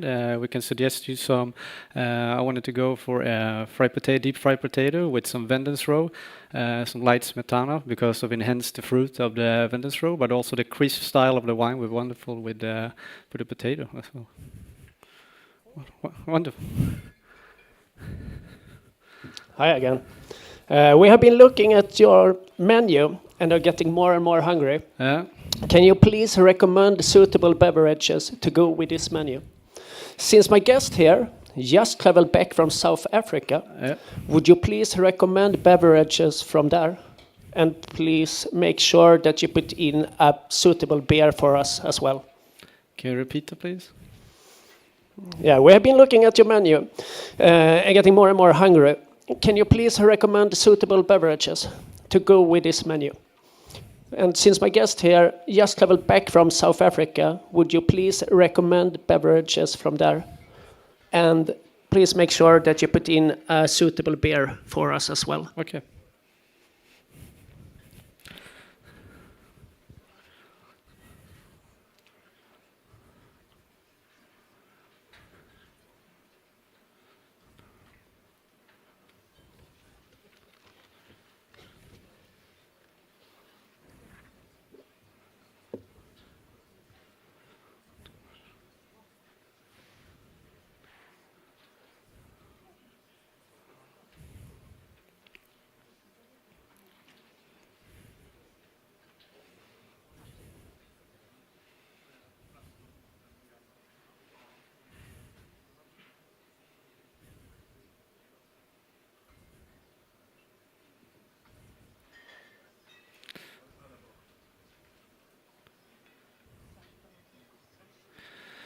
So to start, you will have the oyster Rockefeller light smoked mushroom. This is a course with light amount. It's a lot of freshness.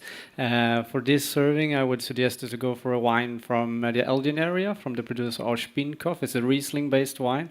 Freshness, high acidity, complements both the umami with generous fruit. It's the vintage of 2017. And also the acidity will forward the fruit in the wine.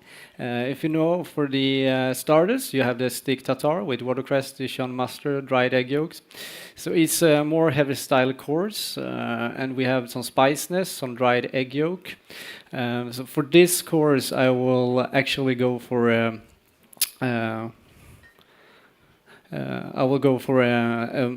oaked Chardonnay. We are in Helle We complement the more structured, richer, spicy style but not too much of the Dijon mustard. As well, we get some herb on it. I would like to go from the producer of Antaraxia Chardonnay 2018. That will complement course, and I will serve it at 12 degrees Celsius in a glass, decanted wine for 1 hour. And we go for the cod and lobster. We have the usual artichoke, cannelloni, Spanish butter sauce. So this is a more richer style with fine lobster and also very fine matureness of the cannelloni, but also from the usual artichoke, some creaminess from the spinach butter. So we'll have a wine, more structure, more powerful, a little bit more oak, but also some fine acidity to enhance all the ingredients. I would like to go for a wine from Swartland. Producer will be Moulineau Granite, and it is Chenin Blanc based wine. So we have wonderful suitable for this. Need decantation to open up for 1 hour and serve in the Burgundy glass at 12 degrees Celsius. If you go for the next course, we have the beet cheek, some mushroom, potato gelatine, gruyere, and thyme and gravy. A more rustic style, of course. We also have matured flavor of the mushroom, but fine tan meat as well, herbalness. So I would like to go for a wine from Stellenbosch, from the producer of Rust and Verd. And it's a Cabernet-based wine. It's from 2010, so I have light matureness, but very fine tannins. and will suitable both for the herbalness and more oak structure wine that complement the course. Need decantation for 2 hours to open up, and also to remove the sediment and serve the Burgundy glass Bordeaux glass at 18 degrees Celsius. The last serving is on Malva pudding. I will actually suggest you some stout, some pastry stout for beer from South Africa. So it's this is a sweet, rich style, of course, but also needs a sweetable style of beer. So this is a chocolate-driven, which complements the pudding. I do not remember the producer, but I will be back with you. This wine we serve at 10 degrees Celsius, and we can pour it in a white wine sleek glass. And for the first serving, I will stick with a white wine sleek glass. For the mustard, doesn't need any decantation, but will open up at 12 degrees Celsius in a white wine sleek glass. Does it sounds good for you, or? Perfect. Perfect. Thank you. Something more? It's fine. Oh, fine. Thank you. Hello. Hello. Hi. We would like to order a Magnum bottle of red wine. Would you please serve it for us? Of course, of course. All of you want to have the red wine? Yes, Thank please. You. Who is picking the bottle today? I am. Thank you.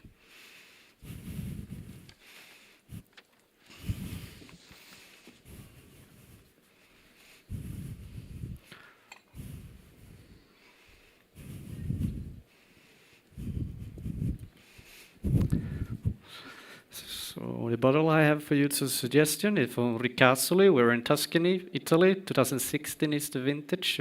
Sauvignon base blend mostly. Is it good for you? Yes, thank you.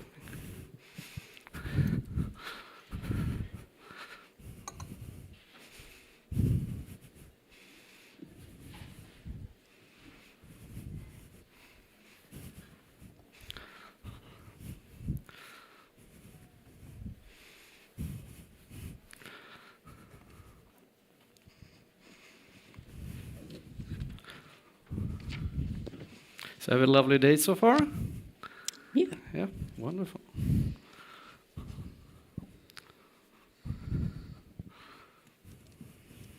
You're welcome.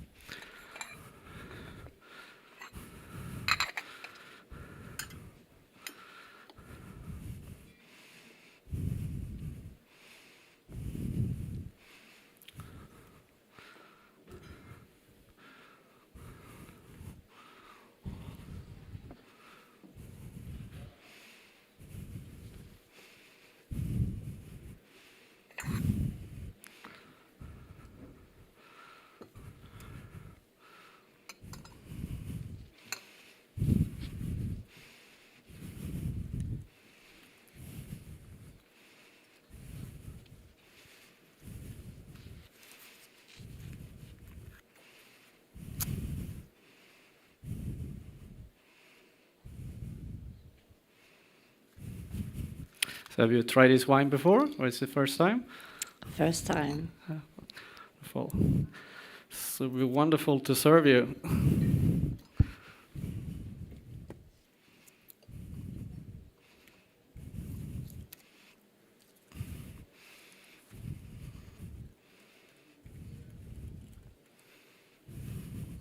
So this bottle will be standing up, and it's a 2016 vintage, but I don't think it will be too much problem for sediment necessarily. Do you want to have some food for this wine, or how do you? Yes, please. Yes, please. Have you a suggestion? No. Okay, thank you. So the corks looks fine, and it's in good condition. Do I may if I sample the wine? Go ahead. And yes, please, you can make food suggestion. Was it? You can suggest food. Okay, of course.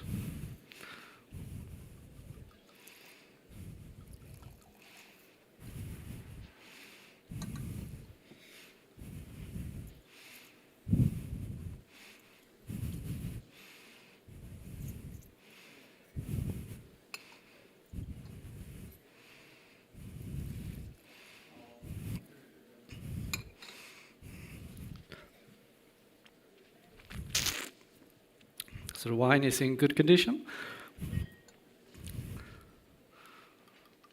So this is it's a powerful rustic style wine from Tuscany. My suggestion would be a serving of called arista, which is pork that is fried with some fennel and some onion sauce, both because of the richness of the wine, but also we go very well with the tannin structure that will be polished down. We do have some very earthiness on this, and will be in this wine that will complement both the herbings.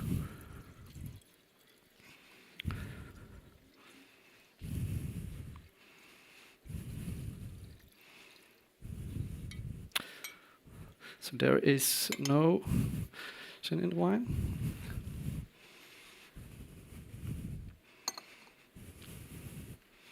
How do you feel about the food? Sounds good. Sounds good. So here's the cork for inspection, and I will try the wine.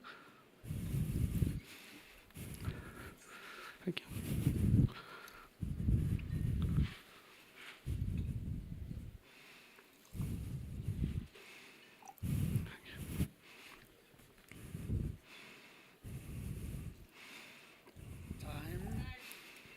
Thank you. You can come with me. Yeah. Okay, so first part is done. How do you feel? Oh, kind of good. Feel good? Yeah? Yeah. I mean, it's a lot of pressure being on stage like this, so I can understand. I understand how that is a tough moment to stand up here, but fun, I hope. Of course, of course. Good. So for the next task, we're gonna step over here. Okay. And for your next task, you will have one wine in front of you. Your task is to taste the wine and make a full organoleptic tasting. You will have 3 minutes to complete the task. Okay. Have you understood the task? Yes. Okay, time starts now. So wine number one is a red wine. It's clean. It's bright ruby color in the core. We also get more light garnet rim, as well as get light intensity, moderate viscosity. There's no sediment, there's no CO2 on the nose. On the nose, this wine is clean. It's medium intense flavor. Most we find very much primary aromas, cherries, raspberries. We also here find a lot of herbs, some thyme, as well as some rosemary. Very much fennel as well. And there was also some indication of notes of oak, some vanilla, some cedar, some cloves. A little bit of leather and tobacco in the background.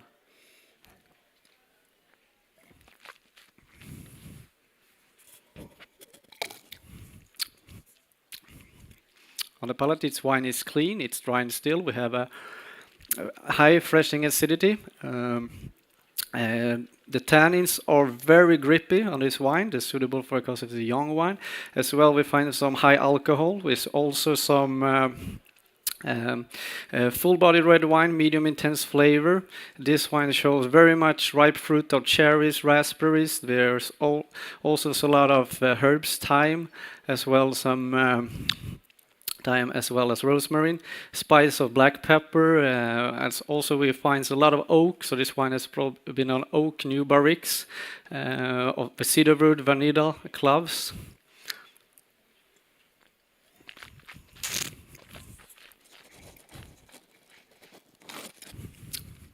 And light matureness of leather tobacco.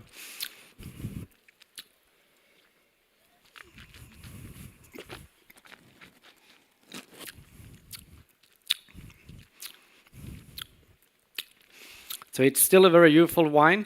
It's good quality, medium length. You can drink it now if you will decant it for a few hours, but you will be better if you will wait to 5 to 10 years. That will develop more of the flavor. It's come from a moderate climate. And this wine is based on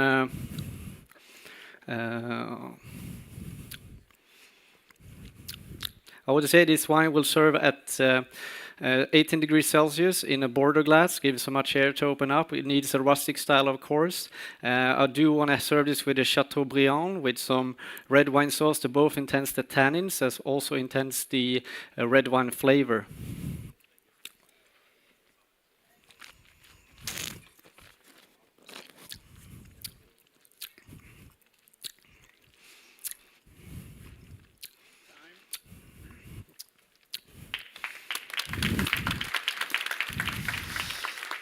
Okay, so for the next part, you will now have 5 wines in Yep. front of you. They are all from the same producer. You will have to state predominant grape variety, age, origin, and producer of the wines in correct order. You have 2 minutes to complete the task. Can you repeat the task, please? Of course. Now you will have 5 wines in front of you. They are all from the same producer. You will have to state predominant grape variety, age, origin, and producer of the wines in correct order. You will have 2 minutes to complete this task. Time starts now. Thank you.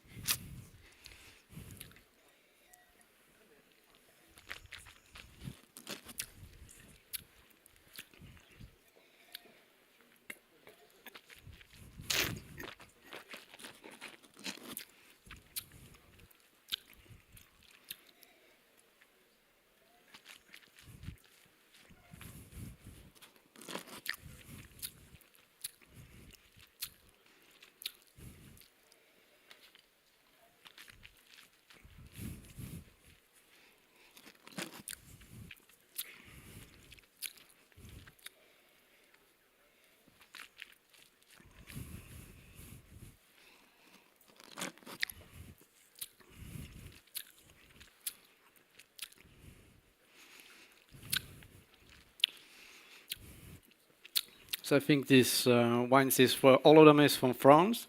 They are from the southwest area. The dominant variety in this wine will be Tannat.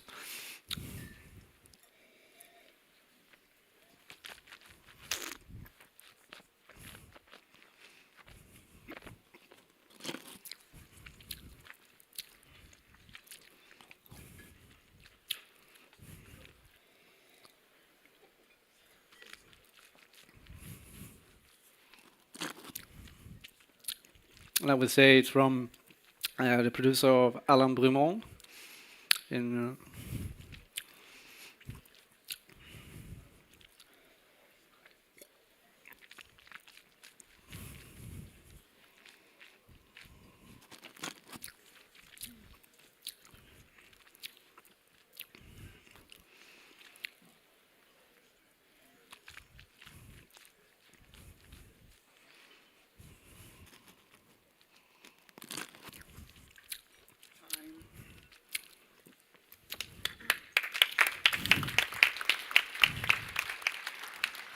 Sorry, behind you. Hey. Hey.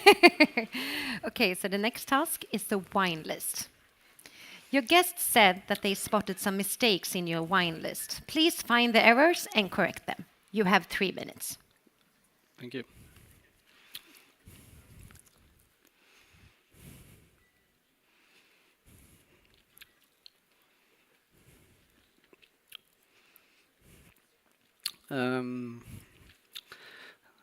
The Champagne Charlie from 2012 do not exist.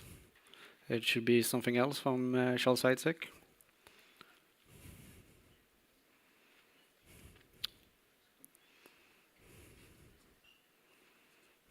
For the white wine, Ebn Seidi is not located in Stellenbosch, it's located in Swartland.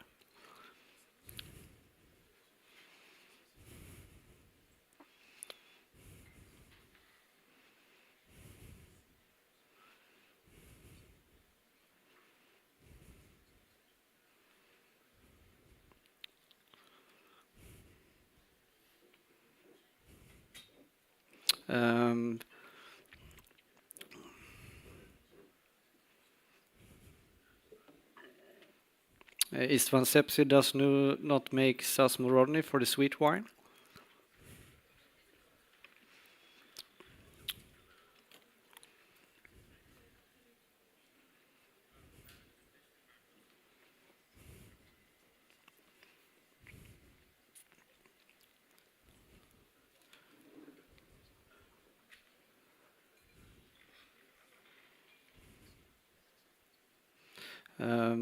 The Sinaquino Pictures Grenache is not in Napa Valley, it's in Barossa, Australia.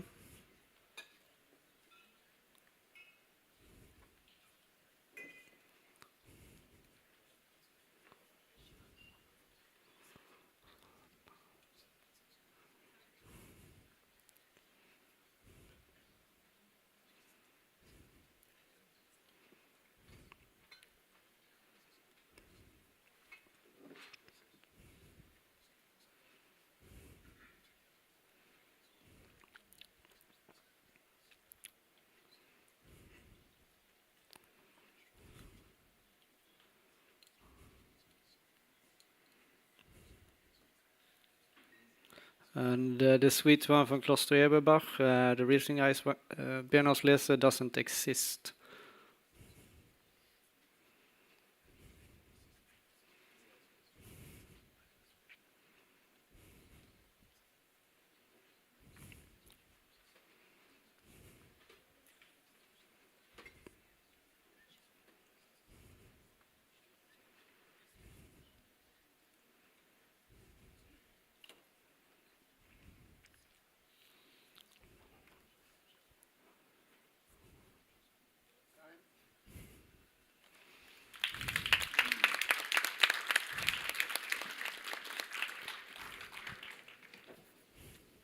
Hello. Hello. So the next part here will be a little bit more on the theoretical side. Okay. The task is a rapid fire question round. Yes. You will have 2 minutes to answer as many questions as you can. Of course. If you do not know the answer, you can pass it by saying pass. Yes. And move on to the next. But you're not allowed to return to a question if you have passed it. Okay. When the time is called, you may still answer the final question. Yes. Is that clear? Yes. You will have 2 minutes. Yes. Time starting now. What is the traditional name of the Wang Shun bottle? Clavelin. Who is the producer behind the wine White Bones and White Stones? Moulineau. What type of product is protected under the AOP La Gueule? Pass. What is the name of the compound responsible for the black pepper flavor in Syrah? Rotterdam. In relation to mezcal, what is agave silvestre? Is a smoked style of agave called espadin. What was the first declared AOC in France and what year? It was in 1936, Chateauneuf du Pape. What is the only way to kill a bottle of Madeira wine? Had it open for a long time. What is the smallest French appellation for wine? It's Romanée-Conti in Burgundy. What is the full name of the variety used for Vin de Constance? Klein Constantia. In relation to sparkling wine, what is Pompe Bichiclette? Pass. What date does the festival of Saint-Vincent take place? Pass. What producer makes stunning Chardonnay from Métis vineyard? Cayuman River. What is the capacity of a traditional Burgundy wine barrel? 228 liters. What type of wine is Cagavellas best known for? Pass. What type of beer is an Adam beer? Pass. Why, besides the whiskey inside, does a bottle of Isabella's Islay cost $6.2 million? It's not produced anymore. Thank you.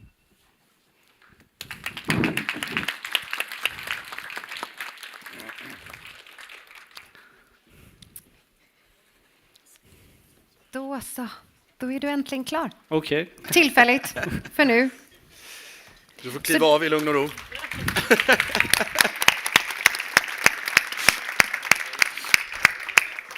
Men vi är tillbaka. Vi är tillbaka. Vi har Med fler lite frågor quiz. till alla i publiken. Medan vi roddar om här bakom oss.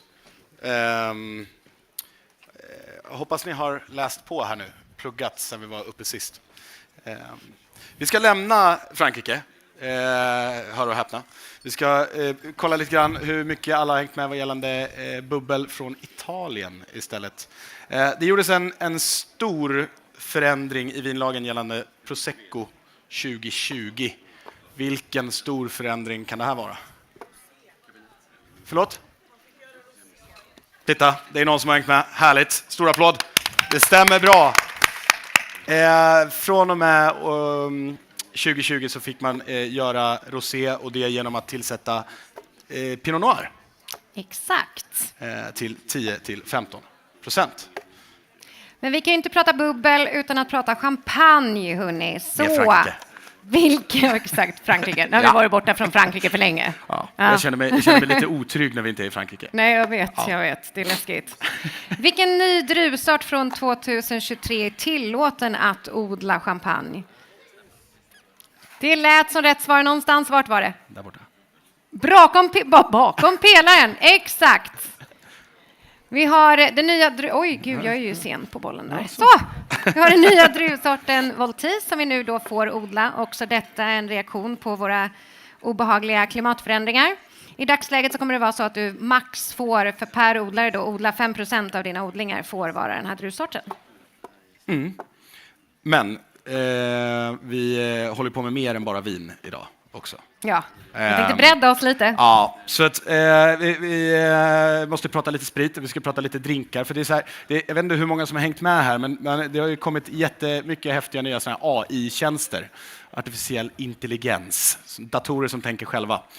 Och i London tidigare i år så gjorde man ett experiment där man lät en av de här tjänsterna ta fram världens bästa drink. Och då är frågan, vad innehåller världens bästa drink enligt det här datorprogrammet?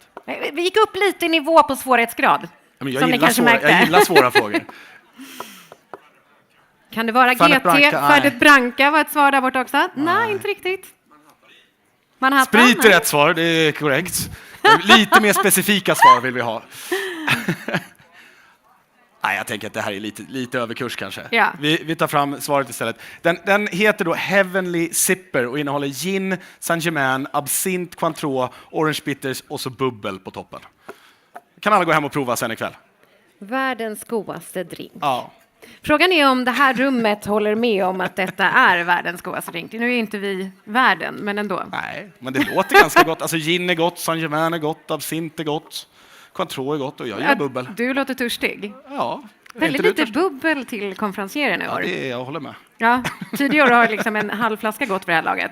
Ja, minst. Vi tar en fråga till och vi pratar lite öl. Och det görs ju massvis av olika goda öl runt om i världen. Men tidigare i år så togs det fram en helt ny ölsort i Tyskland. Och om du tar nästa bild, tack.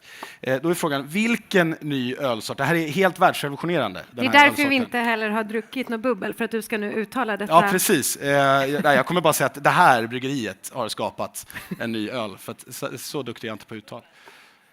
Helt rätt. Pulveröl är rätt svar. Snyggt jobbat! Det här är alltså en ölsort som... Applåder, såklart. Det här är alltså en ölsort som funkar på samma sätt som den klassiska O'boy-pulvret.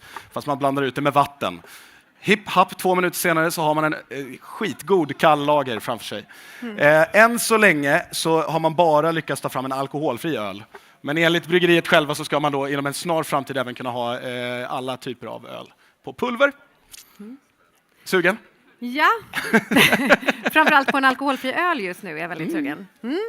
Men vi har ju den roligaste delen kvar. Vi har 2 stycken nya blends för er att gissa på sommelierer. Så att den första blenden på gissa sommelieren kommer nu. Vilka 2 sommelierer gömmer sig bakom denna bild? Totte Steneby, det är det faktiskt inte. Ja. Karin är korrekt. Exakt. Men vems ansikte har hon fått? Nej, det är inte Lars Trogen heller. Ja. Erik Forsell! Snyggt jobbat! Här var de. Från restaurang AG och restaurang Volmers. Ja, vi har en kvar va? En kvar. Ja. Kan det vara vår favorit? Det är dagens bästa, tycker vi.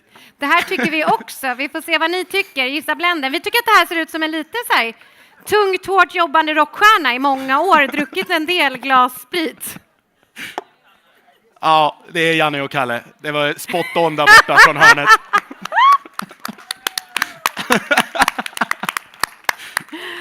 Ja, men den är alltså... är ju inte dålig. Jag tänkte ta tillbaka. Frågan är om man ska liksom rama in den här och sätta upp någonstans. Och kanske kan få in den på Arlanda. Det tror jag. Det här är mitt Stockholm. Ja. Ja, okej. Vi har haft jättekul när vi har gjort det här. Kul att ni ville dela denna glädje med oss. Vi är väl kanske... Vi ska tävla vidare. Vi ska tävla vidare. Ja. Det här handlar ju inte om oss, Nej. utan det handlar ju om kandidaterna. Och hörni, vi vet att det har varit en lång tävling. Det är 4 kandidater. Tänk på att även om ni har sett det här nu 3 gånger så är det första gången för Emma att vara på scen. Ni har pratat jättetyst och jättebra, så fortsätt gärna med det. Självklart får man gå och dricka och prata, men prata lågt så att inte Emma störs och får en annan atmosfär här än vad de andra 3 kandidaterna har fått. Låta vinet tysta mun. Exakt. Ja. Klassiskt. Bra! Vi är snart tillbaka.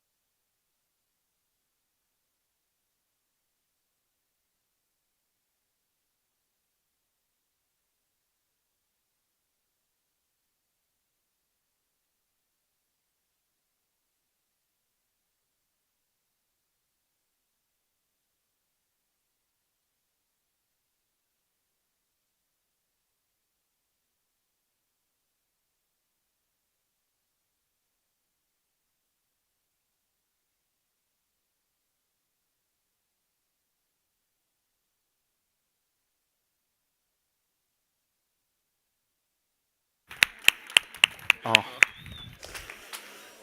Okay. So, the last candidate. How do you feel? I'm so happy to finally stand here.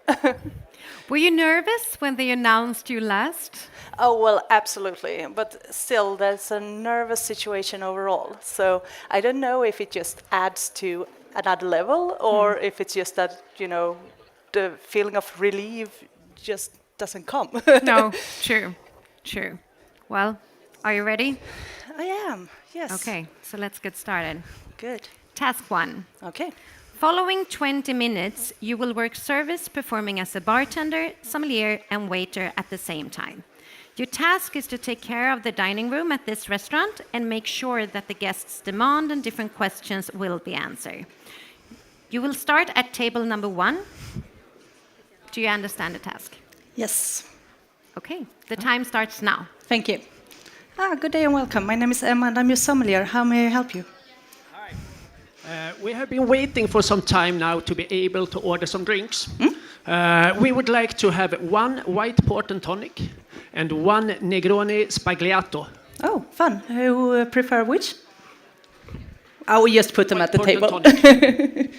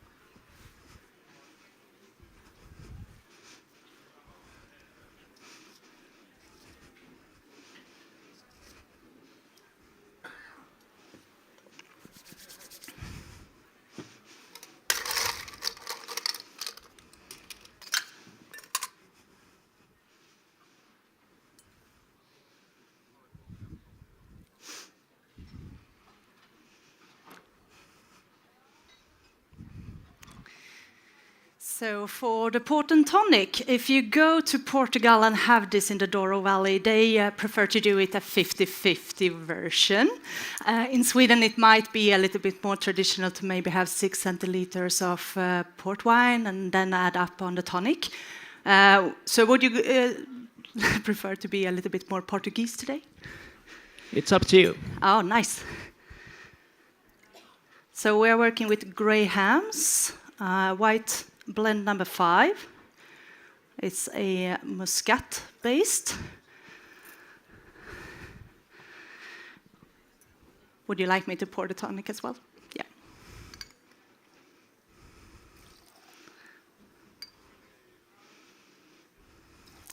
As you can see, we did it full Portugal style, a 50-50.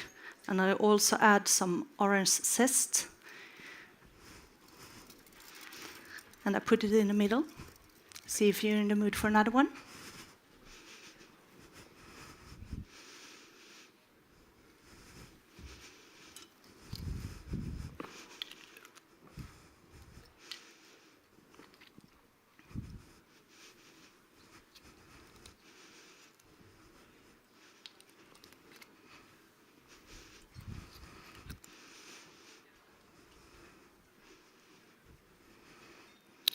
So a Negroni Spagliato is basically a Negroni, but instead of the gin, you are using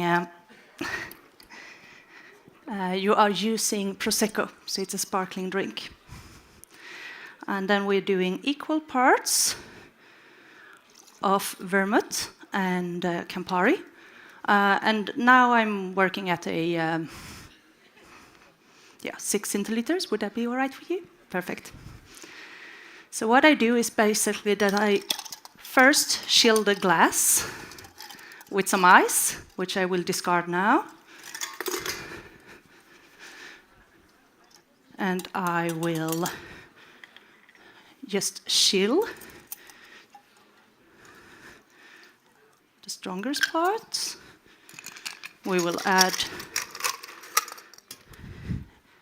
a new ice cube. I also like some extra orange with this.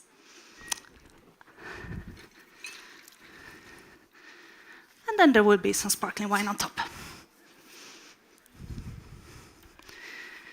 And because this is a drink that's very closely connected to the Veneto region of Italy, it's also tradition to use Prosecco and not any other kind of sparkling wine. So it's a good start of the dinner. Both the Porto and Tonic and the Negroni Spagliato is drinks that you can enjoy several of without losing your edge or have less fun.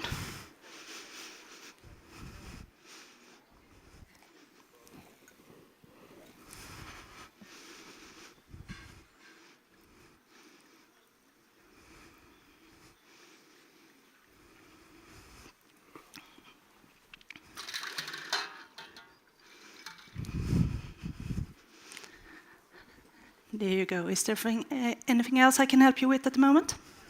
It's fine, thanks. Thank you.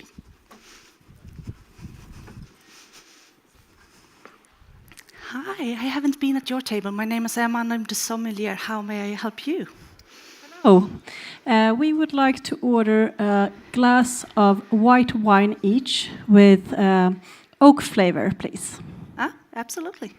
Okay.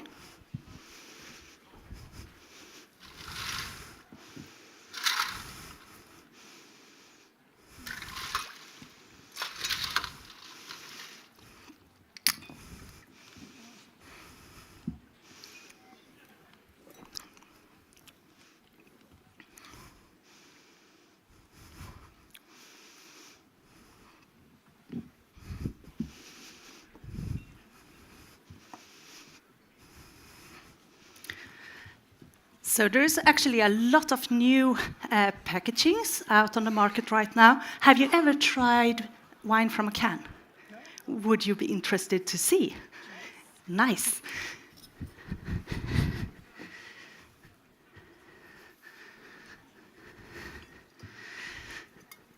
So we actually have a Chardonnay from Bourgogne, Grand Élevage, Verger from France, 2019.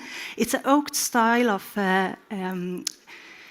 Chardonnay, as we said, and it's also have a bright acidity, quite versatile with food. See if you like it. Nice, absolutely. Can you tell me the benefits of wine in a can? First of all, it's picnic style. It's easy to bring. The second reason would be that it's actually protected from light and oxygen. So it's a rather convenient way of keeping wine. Some definitely better than bag-in-box. May not be as traditional as the glass bottle, but well, we're just starting to see the benefits of this product, and I'm very positive so far. Would you like some recommendations on food together with this? Absolutely. So first of all, I would like to start you off with a canapé with some like crispy chicken skin, a mousse with Gruyere cheese, and also some roasted hazelnuts on top. The acidity in this wine will just cut through that, and you will also meet up those oaked flavor with those roasted notes of the roasted flavors you find in the dish. I didn't ask, you're not allergic to anything? No, good. Well, then the lemon sole, some mashed potatoes, beurre blanc, the same thing. The wine have like body enough to stand up to a little bit more heavy food, and it also can match the acidity with what we find in the classic beurre blanc in the same way. It's quite a balanced pairing. So if you would like to start with that, I can talk to the kitchen. Okay, thank you. Can I help you with something else right away? Thank you. Hi, how are you doing with your drinks? Hi again. They are good, thanks. We have been looking at your menu and are getting more and more hungry. Can you please recommend suitable beverages to go with this menu? Since my guest here just traveled back from South Africa, would you please recommend beverages from there? And please make sure that you put in a suitable beer for us as well. A suitable beer? Absolutely. So, oh, there we go. So we're in South Africa, did you go? Yeah. Okay. Well, there's a lot of different nice places to go. Okay. So together with the snack, we will actually do a margarita. This will be based on the Leonista Caro agave spirit. It's fresh in acidity. It will meet up with that gratined flavor, the rich cheese, and also the umami of the cheese. Very balanced, but fresh, and it doesn't overwhelm this light and elegant small starter. Continue on, or snack. The starter I would prefer to serve a sparkling wine with. We are moving for Boschendals. They are located in Robertson, and this will be a Cap Classique on Chardonnay and Pinot Noir. It's a non-vintage. It's a sparkling texture that will cleanse the palate between bites. It's also a medium-bodied wine which doesn't overwhelm the course. The course is very elegant and light. It does have acidity, but also a lot of umami with the egg yolks. So therefore, I'm looking for a more fruit-driven, youthful style of wine. It will be served into sleek white wine glasses at a temperature of 8 degrees Celsius. The cod and lobster, Jerusalem artichoke cannelloni, spinach butter sauce is a more full-bodied course, still a lot of umami with the cod and the lobster. And we're looking for a wine that do have acidity, a little bit more body, just a pinch of oak that will round off the flavors, and it will definitely pick up those artichokes flavors with that oak. The acidity will cut through the creamy textures, and we also have that rich, buttery saltiness.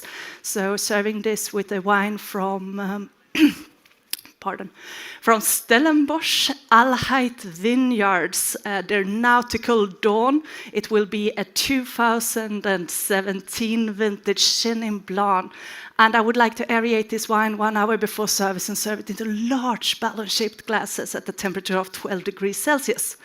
Continue on with the beef cheek, mushroom potato galette Gruyere thyme and gravy. This is a full-bodied course, a lot of protein. It can stand up to both acidity and also some alcohol. The tannins will be polished by the protein, and we can also work with those creamy flavors of the potato galette and play with those herbal flavors that we find on the plate and pick out similar things in the wine. When we're polishing the tannin structure, the more richer background notes will perform even more brightly. So we are going to Swartland, de Molieu and Leo family wines, Syrah Granit from 2016 vintage. This wine might have just a touch of sediment by now, so I would like to aerate it and decant it just before service. Serve it into large tulip-shaped glasses at the temperature of 18 degrees Celsius. And last but not least, I am sorry, but I'm not that into beer from South Africa, so I need to make an exception. This will be a barley wine from Sweden, because I know more about Swedish beer, and it comes from Gotlandsbryggeriet. This will be the Valkyrians Välkomst. It's a 2013 vintage barley wine, but it does have enough sweetness, alcohol, and also acidity. Will cut through this a little bit more rustic, but definitely sweet course. Due to the acidity of the beer, it will also cleanse the palate a little bit, and it also matches the intensity because it's quite a powerful flavor to this beer. Anything else I can do for you? Oh, it's fine, thanks. Okay, I'll come back for another Porto Tonic in a moment then. Hello. We would like to order a Magnum bottle of red wine. Would you please serve it for us? Absolutely.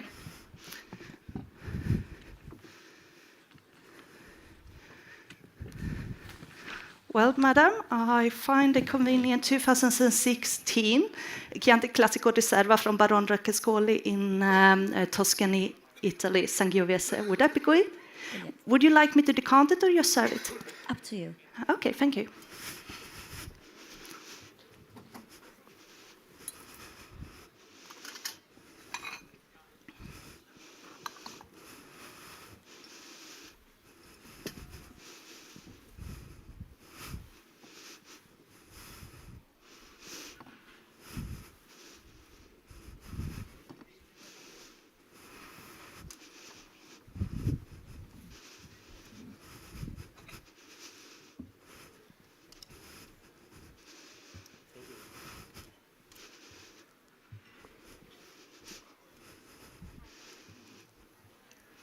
Oh, I'm sorry, I missed the spot. We'll be back.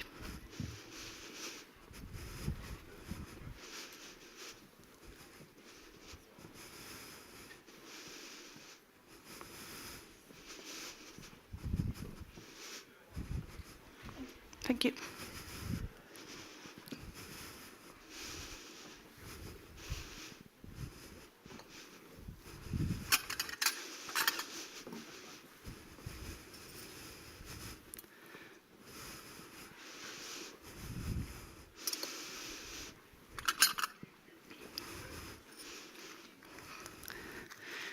So I'm actually going to decant your wine. And because we have a standing bottle that might have caused some sediment, I will also prepare 2 carafes at once, because it might be that when we start to decant this, we shouldn't really stop halfway through.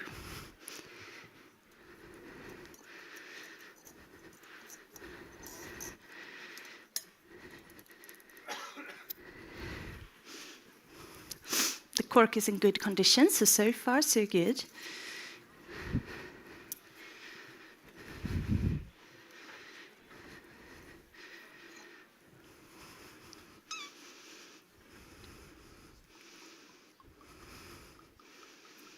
And this is always the fun part, see someone balancing a bottle like this. Have you thought about any food to go together with the Chianti? Not yet. No, okay. Do you have any allergies I need to be aware of? We eat everything. Oh, lovely.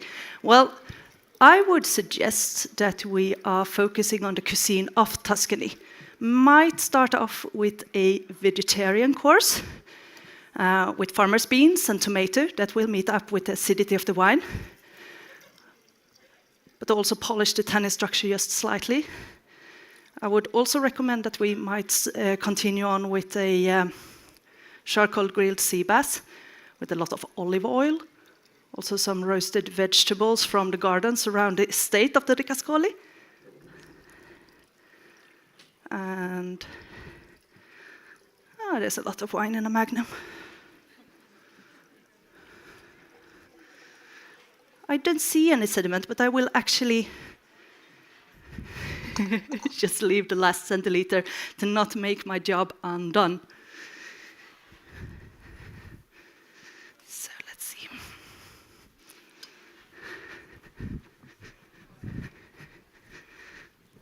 The cork for inspection. Please have a sip and see if it's up to your standards. I didn't even try it myself, if you don't mind.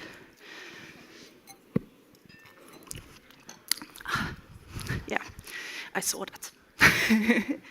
There we have some ladies as well.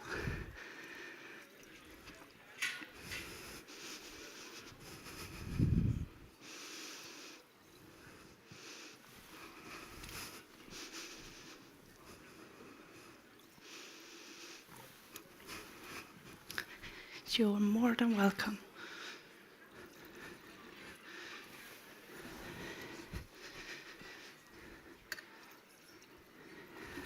Thank you. Ooh, there we go. Back to you, Nina. I will just clean up my station and I will be right back with you.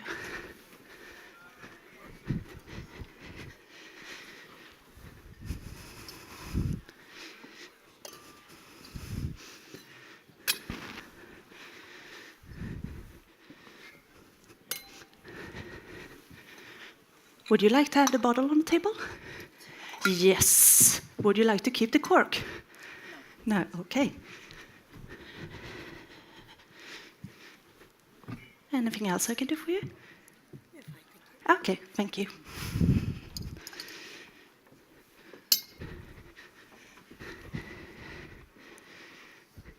How are you doing with your Chardonnay? Do you need another one? Oh, okay, nice. So if you haven't thought about anything else, I could recommend you also to continue on with this serving of Gruyere. We do have some beautiful hard cheeses, maybe some roasted nuts, also something that would go very well together with this. Keep that in the back of your mind. How are we doing here? Very good. Oh, nice picture as well. Pretty. Good. Can I help you with anything else? Okay.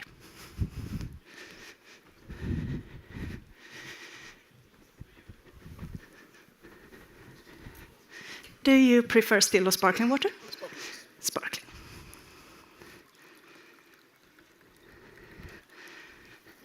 And you, Ellen? Sparkling.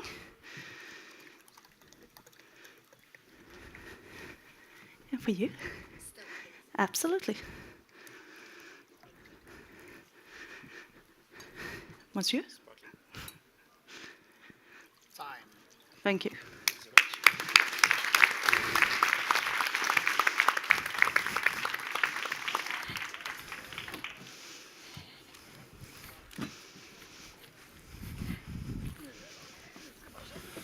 Ooh.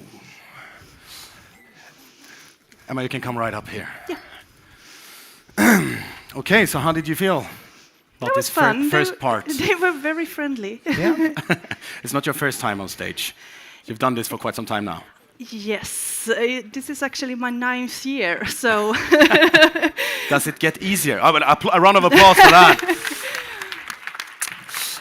We're not going to hold you any longer. We're going to send you straight into the next task. So, you have one wine in front of you. Your task is to taste the wine and make a full organoleptic tasting. You have 3 minutes to complete the task. Have you understood the task? Yes. Time starts now. Thank you. In glass number 1, we find a medium intense, clear and bright red wine with a medium deep garnet core, a paling garnet rim. It got a moderate viscosity. There is no sediment or bubbles, but gives me a developing impression.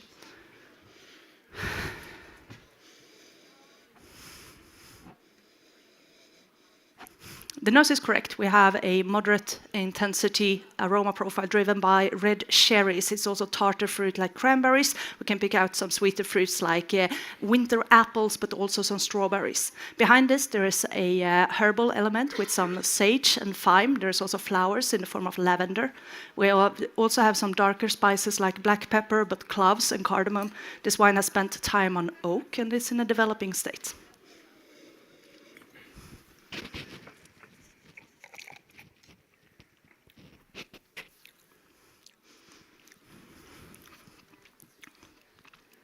The wine is correct. This is a still wine with high acidity. It's completely dry in style, and the tannins are at a medium level, quite polished, but they're definitely gripping your tongue. There is a slightly warming alcohol. It's a medium-bodied wine, and the intensity it's moderate, but there is a lot of flavors going on here. We can pick out those cherries. It's also the cranberries, strawberries. There is earth, dark and rich earth. There is herbs like thyme and lavender. There is also the cloves and the black peppers still in the background, now accompanied by some charred wood and asphalt. There is a certain level of complexity to this wine. It got a long finish. It's of very good quality and it's in a developing state. I would like to place this wine in a Mediterranean moderate climate. We are also in this wine in Tuscany, but this is a Brunello del Montalcino. It's a 2017 vintage Sangiovese. And this wine can be continue on aging. Even if you can drink it now, I would recommend you to hold it for another +5 and then enjoy it in a span from 5 to 10 years from now.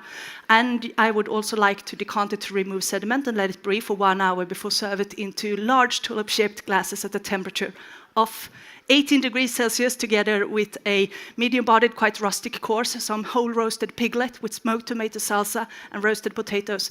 This will meet up with the acidity of the wine. The tannins will be polished even further by the protein, and we can also pick up those little bit more mellowed notes when we're working more with vegetables. We can also play with the herbal character of this wine due to the flavoring of the sauce and the whole roasted piglet.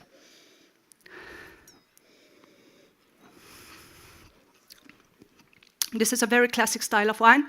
I would say that this is also a good investment for the future if you would like to buy some bottles and put on the side. Thank you.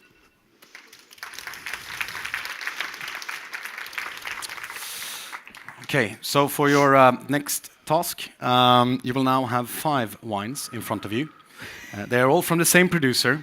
You have to state the predominant grape variety, age, origin, and producer of the wines in correct order. You have 2 minutes to complete this task. Would you like to repeat, please? Now you have 5 wines in front of you. They are all from the same producer. You have to state the predominant grape variety, age, origin, and producer of the wines in correct order. You have 2 minutes to complete this task. Time starts now. Thank you.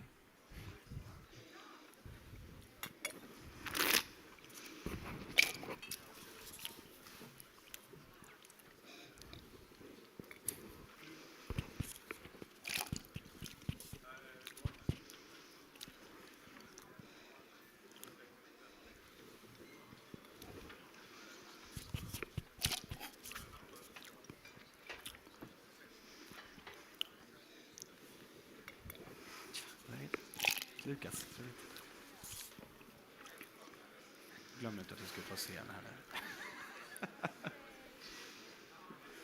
Tjena kompis, hur är läget? Ja, detsamma. Ja, kul att se dig. Ja, som att vara på jobbet ungefär. Ja, det är kul, det är roligt. I keep to my guest of that this is Sangiovese. I would say that the oldest wine is glass number 1.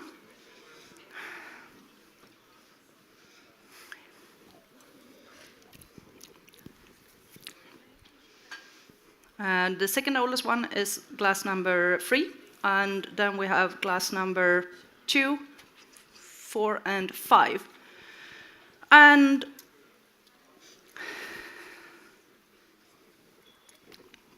I will change the 4 is the youngest one. So to age, I would say that we are talking about 14 on number 1. We are having 16 on number 3.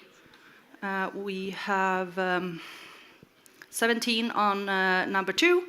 And there will be a 19 in number 5 and a 20 in number 4.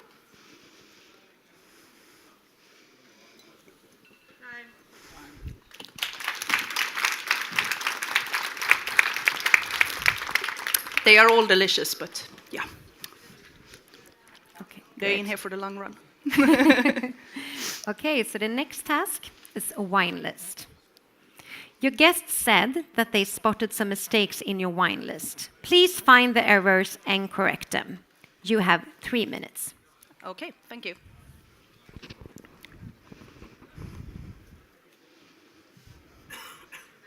So the first one, 1968, Oliveras Boal. Well, it might appear more dry now, but it's definitely a sweet wine and should be moved from fortified dry.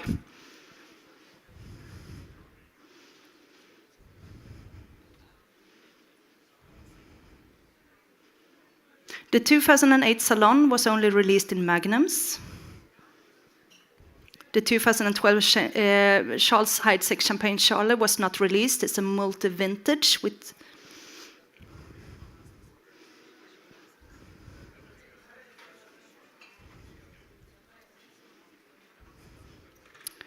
So the 2001 Weingut Knoll is not a cabinet.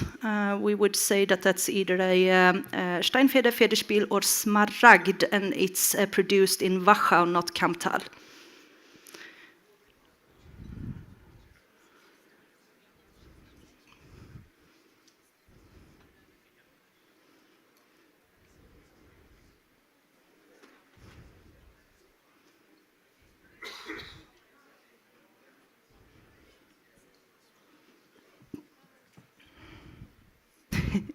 I would love to taste a Eiswein Birnauslese, but I think we need to keep to one style at a time. So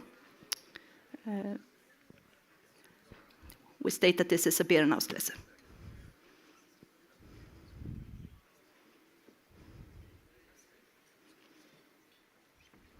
The 1990 Chateau de Chem was not released.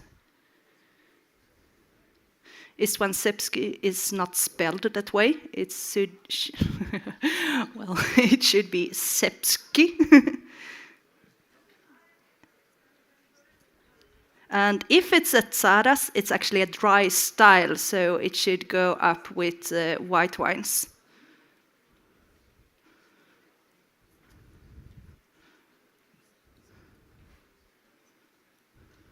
And the Cinquanon doesn't produce a Grenache from the Napa Valley. It's further south from there.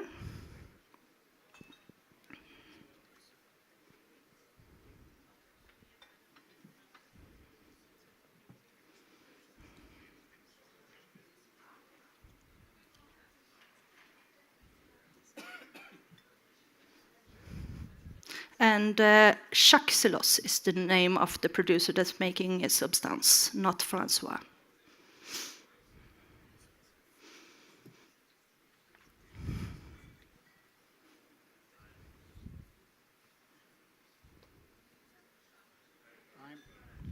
Thank you.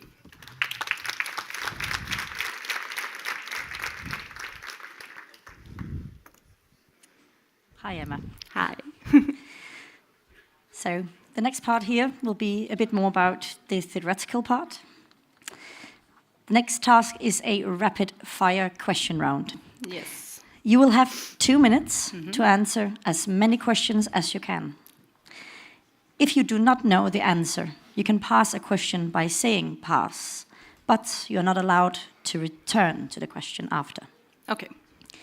When it is time, when time is called, you may still answer the final question afterwards. Yes. Is that clear? Yes. Perfect. 2 minutes starts now. What is the name of the traditional Vangchon bottle? Pass. Who is the producer behind the wines White Bones and White Stones? Catena Zapata. What type of product is protected under AOP Legiol? Wine.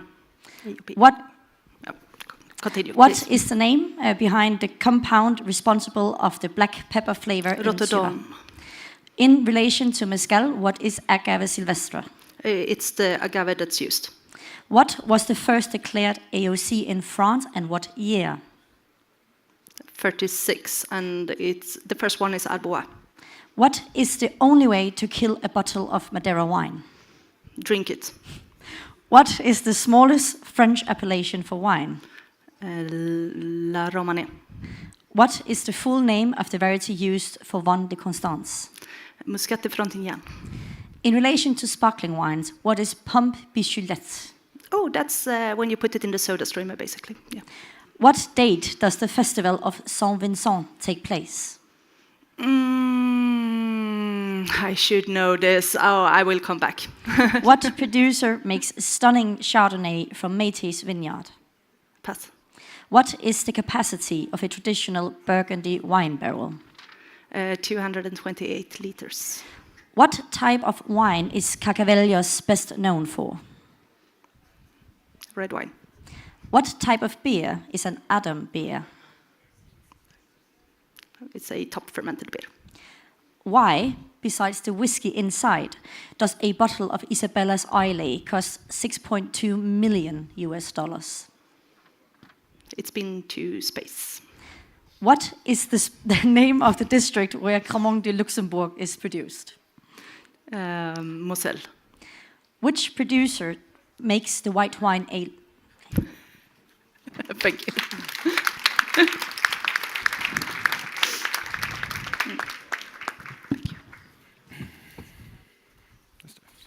Du är klar, Emma. Oj, det gick fort. Ja. För nu i alla fall. För nu i alla fall. Så en stor applåd, så ska du gå och mickas av och gå till green room. Tack.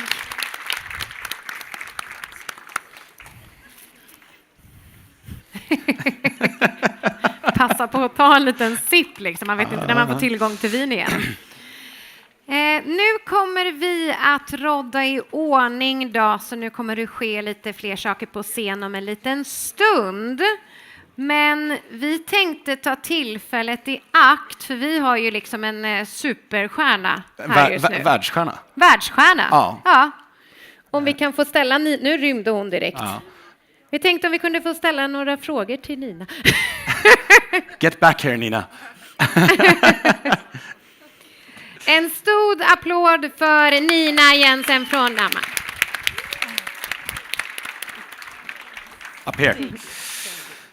Okay, Nina.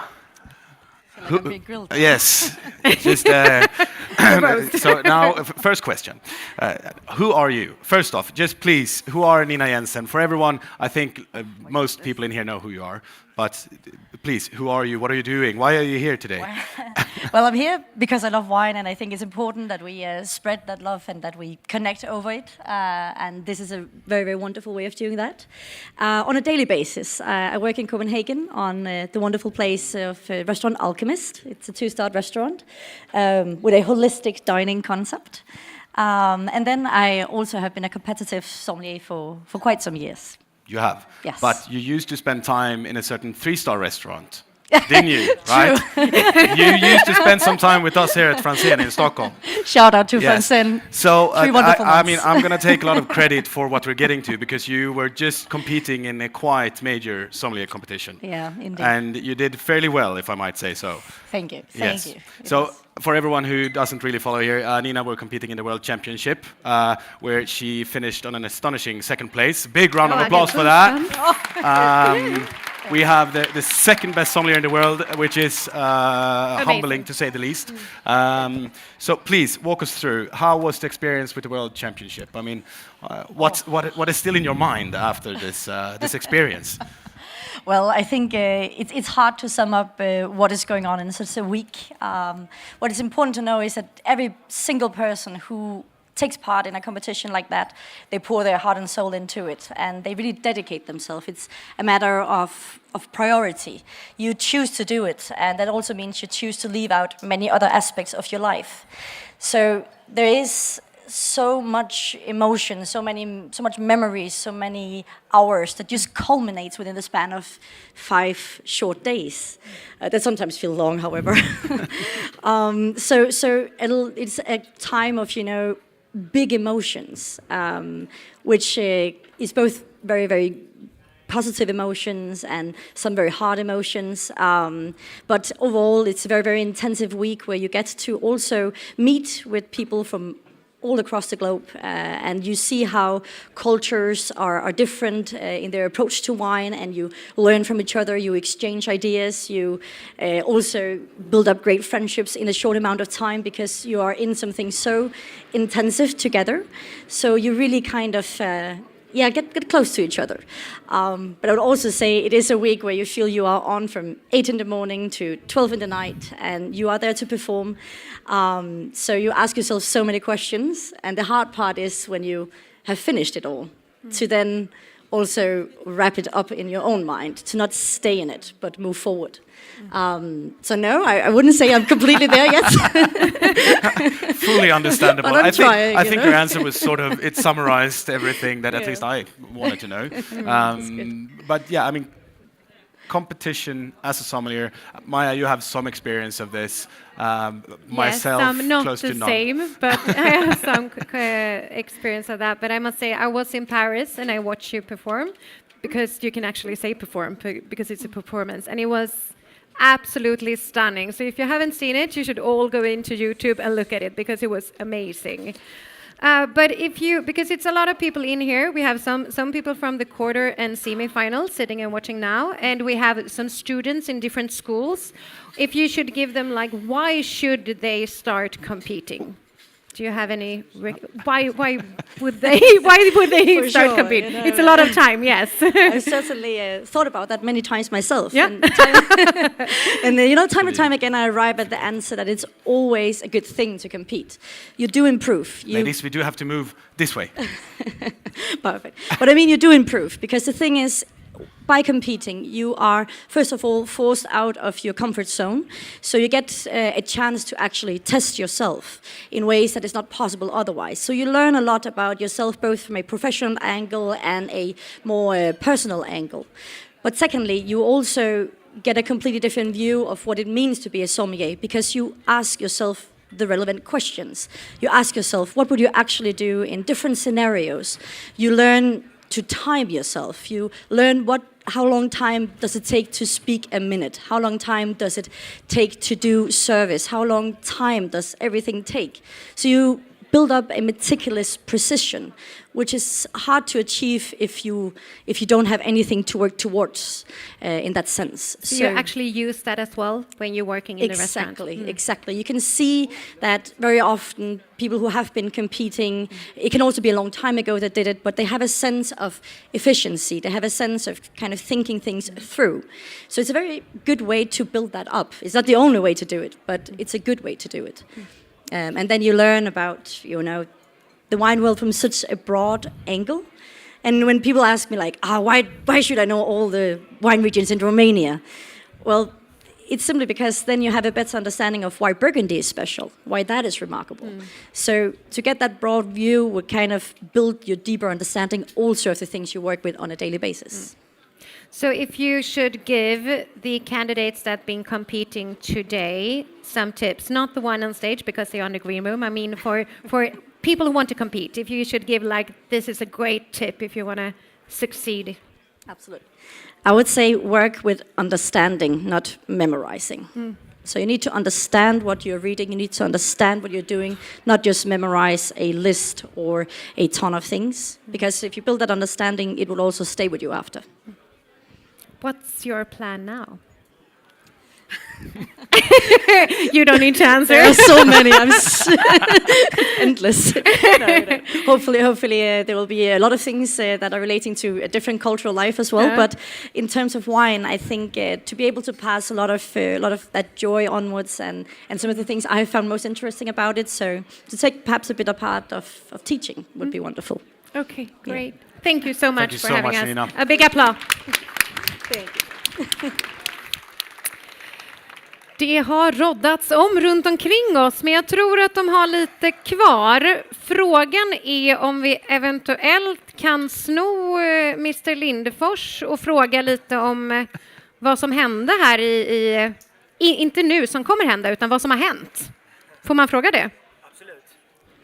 Vi snodde verkligen det mitt i ditt jobb nu. Jag är fullständigt oförberedd. Fredrik ska nu göra en liten egen tävling. Ja, tack. Nej. Tack.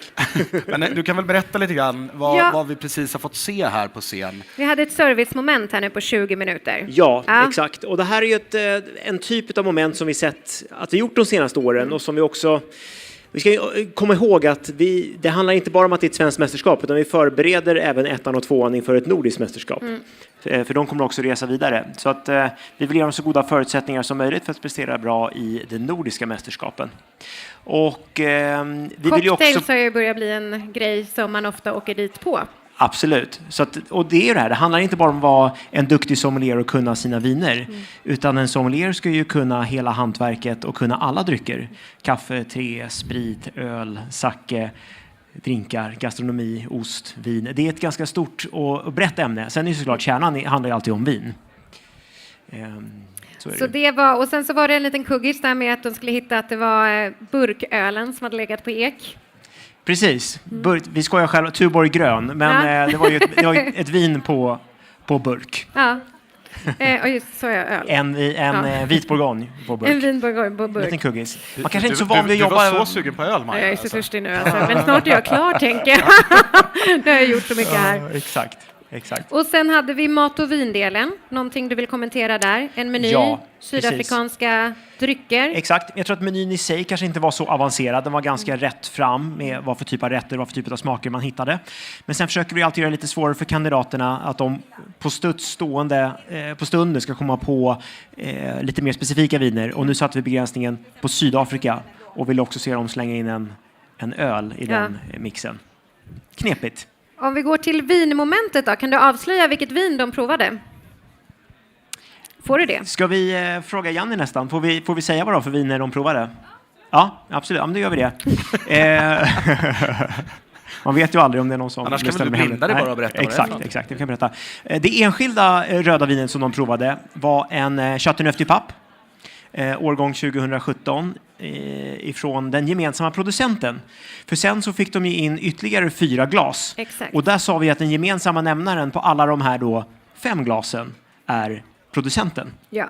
Sen var det ju lite skillnad de här emellan. Det var ju inte samma... Det var ju samma övergripande region, var samma producent, men sen var det lite skillnader i druvsorter och så. För det var ju nämligen producenten Gigal Det var blandat både från norra och södra Rhône, så bland annat så var det en Côte Rhône. Det var en Saint-Joseph. Det var en Gigondas och det var en Côte Rôtie, Blonde et Brune. Och alla viner förutom Chateauneuf var ifrån årgång 2019.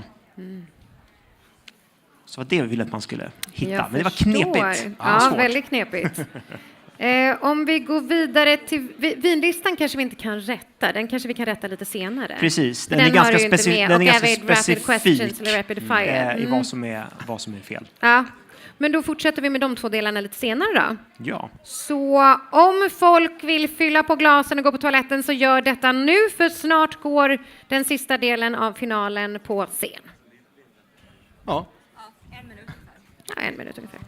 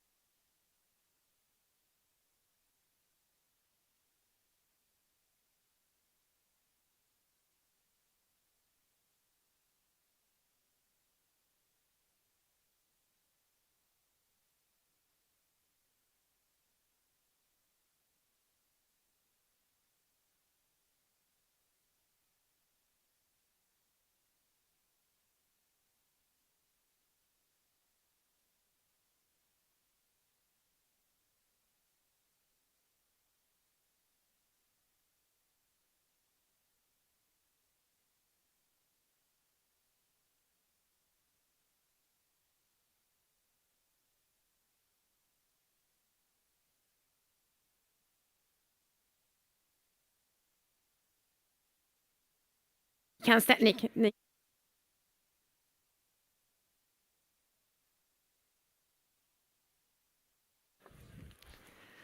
Oj, vad mysig stämning det blev. Ja, visst. Ja. Jaha. Då har vi alla 4. Vi tar en applåd tycker jag för alla kandidater på scen.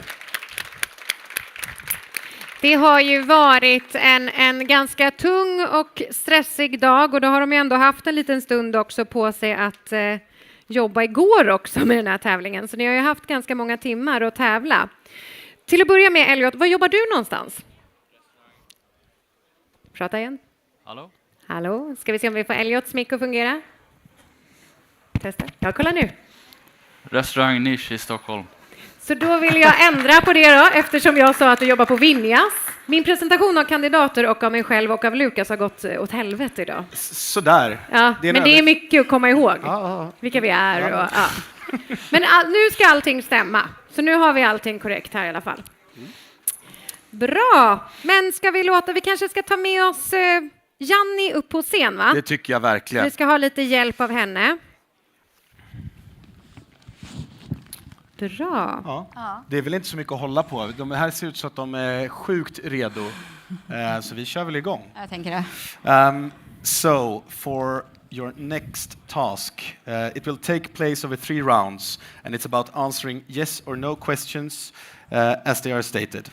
If your answer is wrong on the question, you are not allowed to answer the next question.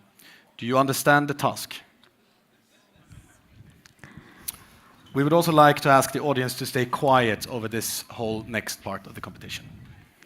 Okay, so we will start with you having 30 seconds to taste the wines. Time starts now.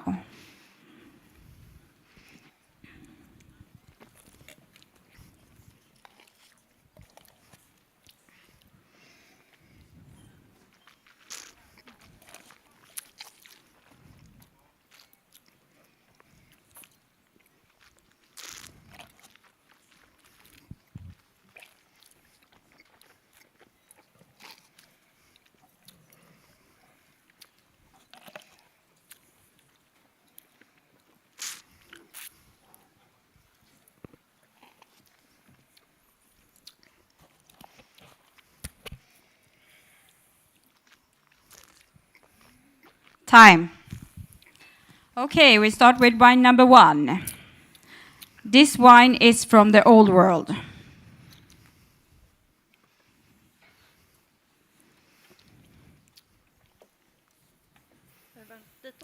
Båda.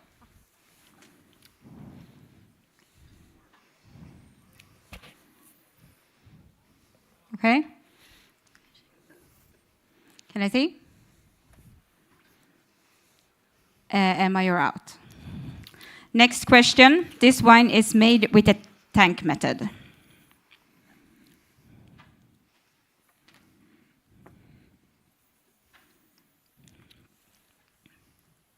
Show the judges.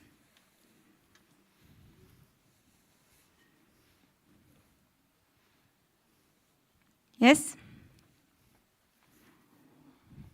Okay, next question. This wine is from France.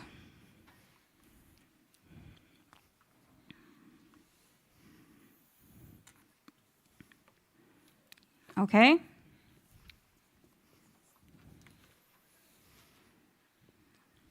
Yes, moving on. This wine is made from only red grapes.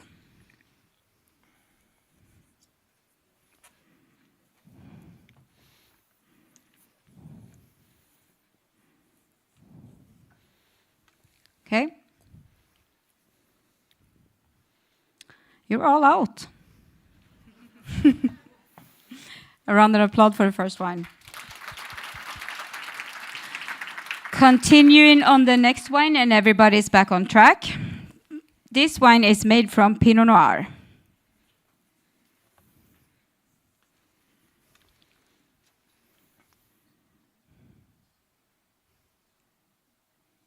Martin?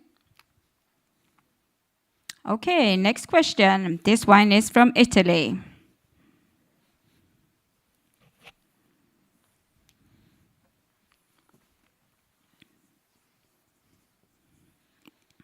Okay, turn.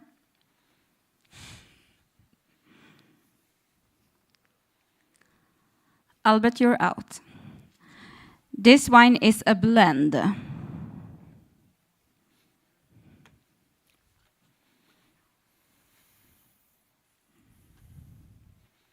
Okay. Elliot? And you are all out. And round of applause, of course.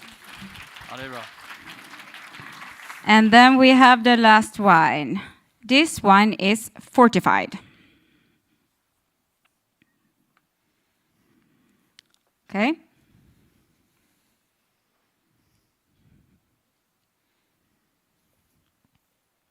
Next question. This wine has been affected by botrytis.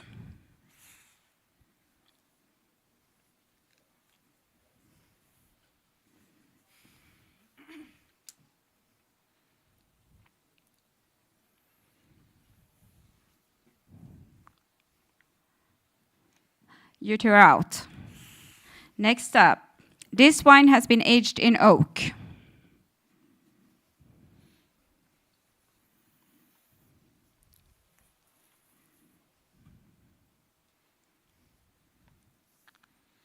Okay. This wine is from Austria.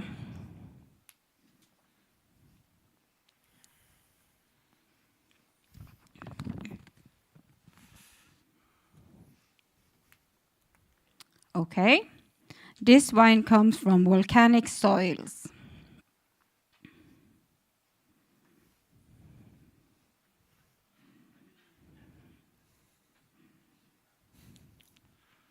Well, you get the last question. This wine is from the vintage 2010.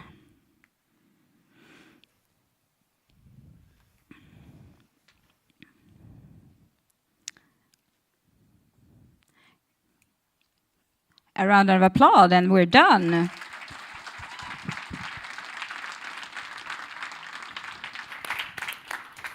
Okay. Do you want to tell which wine there were? Or no? No. Okay, fine. You can always try. Next task.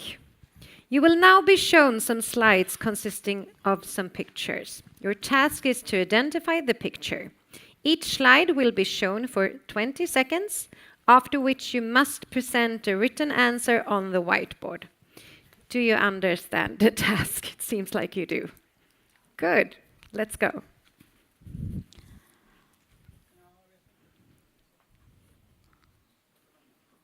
Are we ready over there? Yes. Okay, so name the artist behind the label.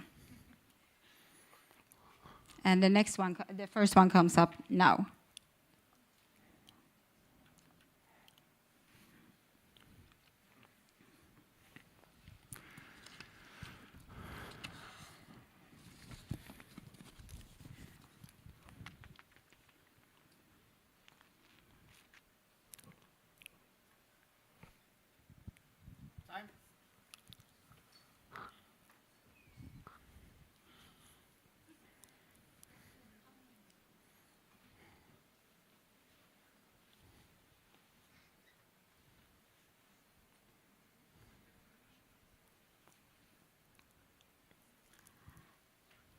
Okay, next slide.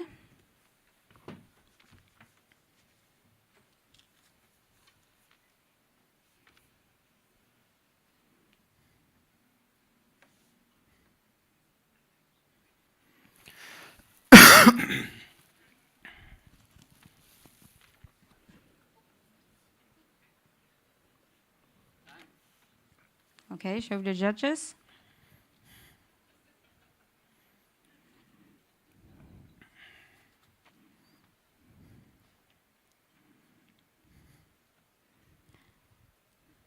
Okay, great. We will be moving on with name the producer behind the label. Yes.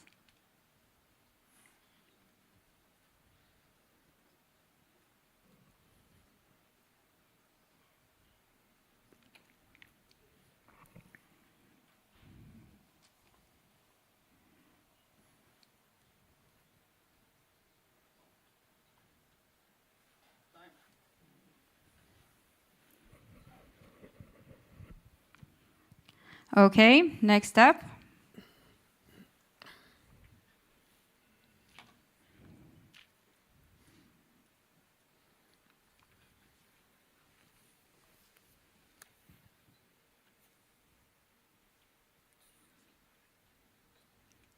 So quiet in here.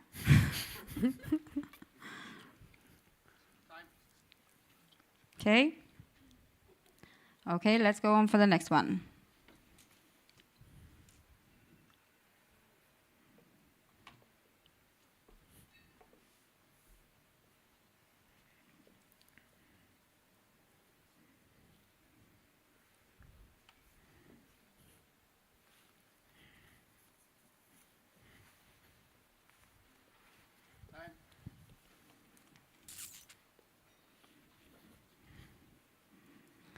Yes, let's go. Yep. This is only 10 seconds.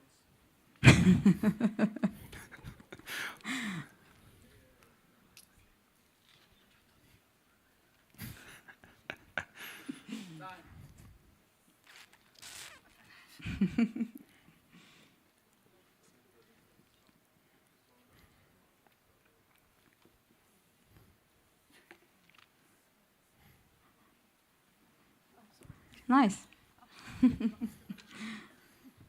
Okay, let's go on for the next one.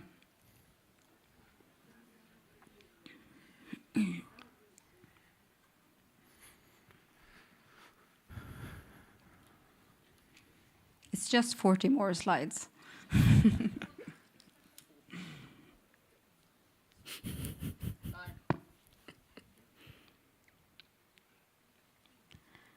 Okay, let's go on.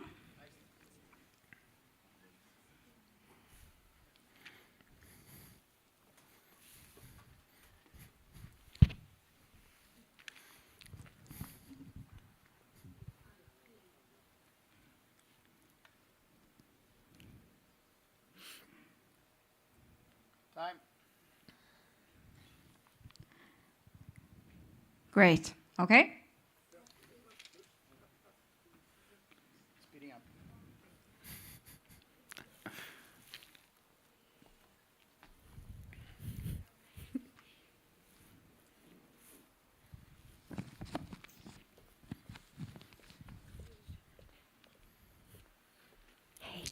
Time.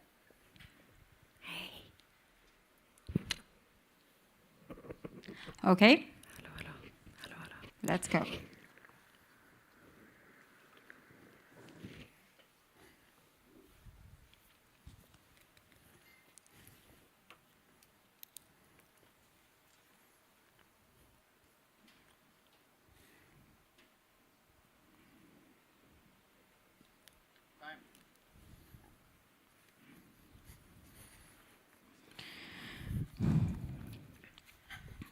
Okay. Ready?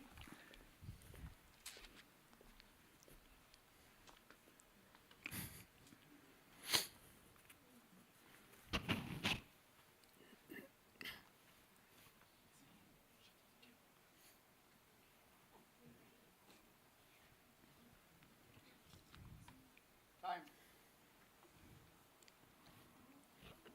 Okay, we'll start the next round.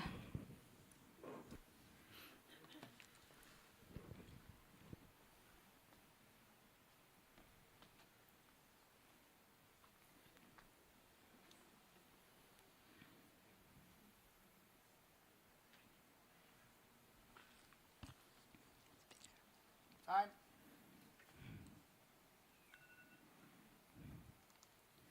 Okay.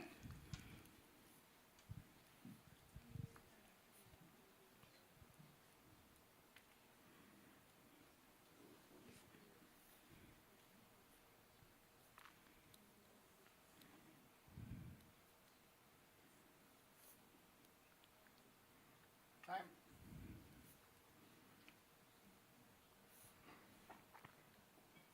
Next up.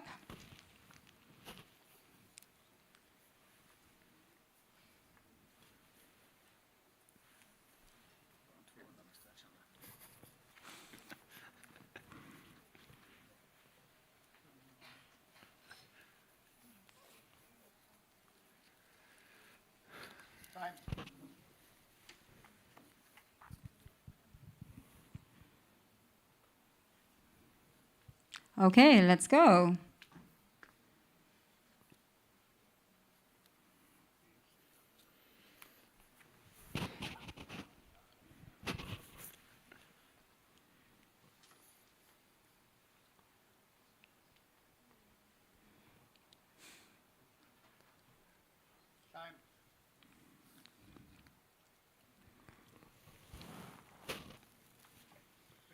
Yes, let's go.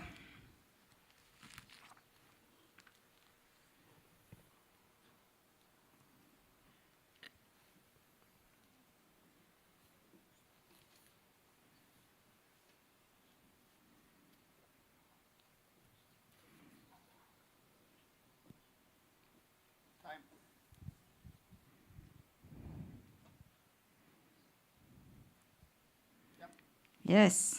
Okay. So, ready?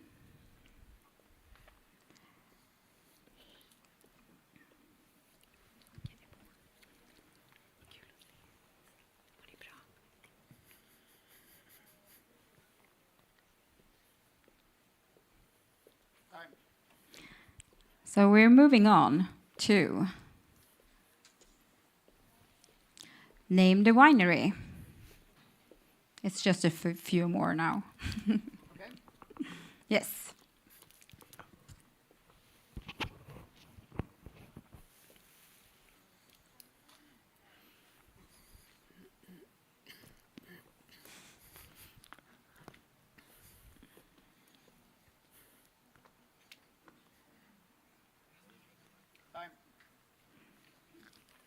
We will move on straight ahead to the next one.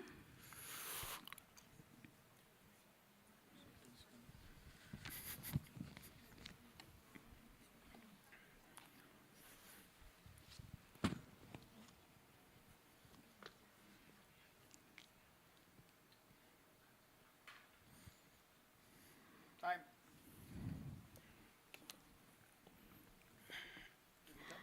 Okay, let's go.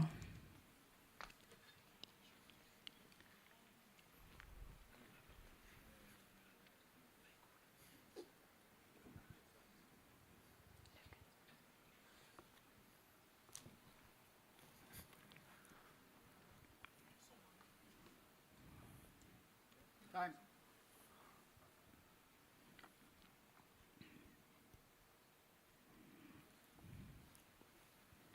Okay, let's go.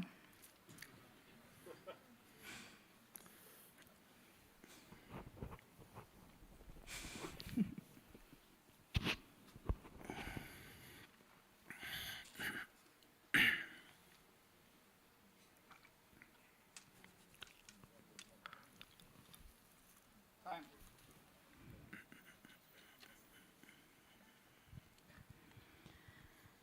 Okay.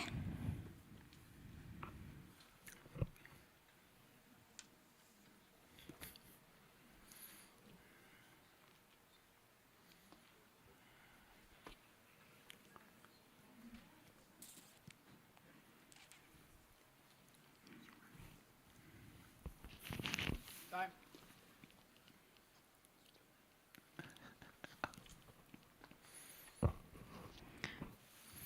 Okay, next up.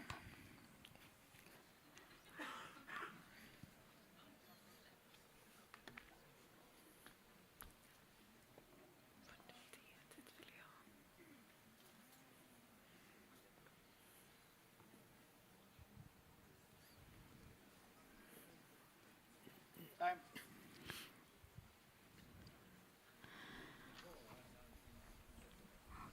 Yes, so the last one.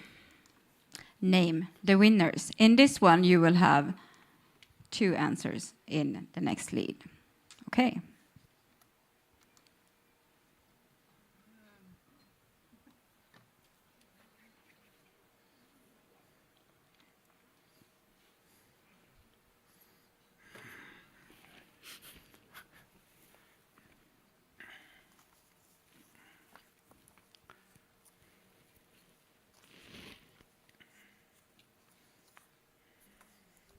Time.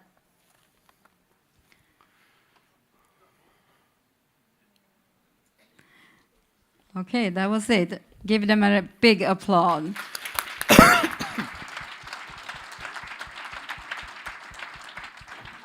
Lucas, I know that you knew the answers to all of them. I knew all of them, definitely. But it was fun that you put my summer villa in there. Yeah. That was the one with the towers. Exactly, Yeah. exactly. Tricky one. Yes, please. Thank you. Okay, you're soon to be done. However, there is a few more tasks to be done. So your next task is to pour a bottle of Magnum champagne divided into 24 glasses and empty the bottle. The bottle must be empty when the last glass is poured, and you are not allowed to go back to a previous poured glass when you have started to pour a new glass. Okay. And we, of course, need to do a little bit of fixing and tricksing here first. But now you know what's coming, all of you. But you don't know how long you will have to perform it in. So you have to wait a little bit longer whilst we're prepping up with some glasses. I know Johnny is probably the fastest one to prep glasses for a competition like this.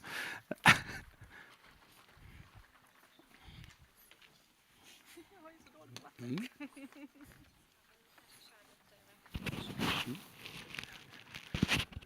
Det var därför jag frågade igen om jag skulle köra. Nej. Tack för den. Det var därför jag frågade om jag skulle köra. Du bara, ja. Ja, det fattar jag också. Det var därför jag var så här, ja, allt är väl preppat då.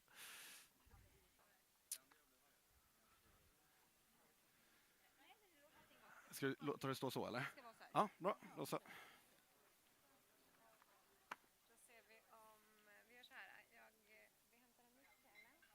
Mm. Ska vi där? Mm. Men vi kör nu, det är klart. Ja. Alltså det är klart nu. Okej. Då så. Då kör vi.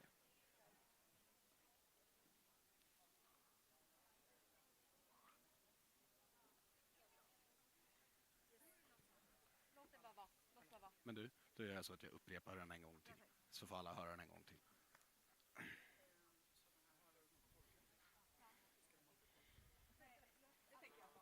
Det är bra så.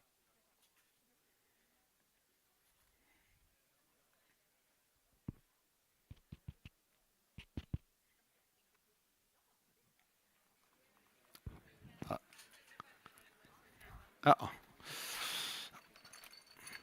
Okay, that was probably the quickest setup of a stage I've seen in a long time. Round of applause for all the judges and people helping out around the stage. Please, candidates, you can take your place again in front of your table. And, well, since you all know what's coming, we'll do it again just for everyone's sake. I've already forgotten what you're about to do, so I need to read it again. Your next task. Your task is to pour a bottle of Magnum champagne divided into 24 glasses and empty the bottle. The bottle must be empty when the last glass is poured, and you're not allowed to go back to a previous poured glass when you have started to pour a new glass. You will have 5 minutes to complete this task. Has everyone understood the task? Time starts now.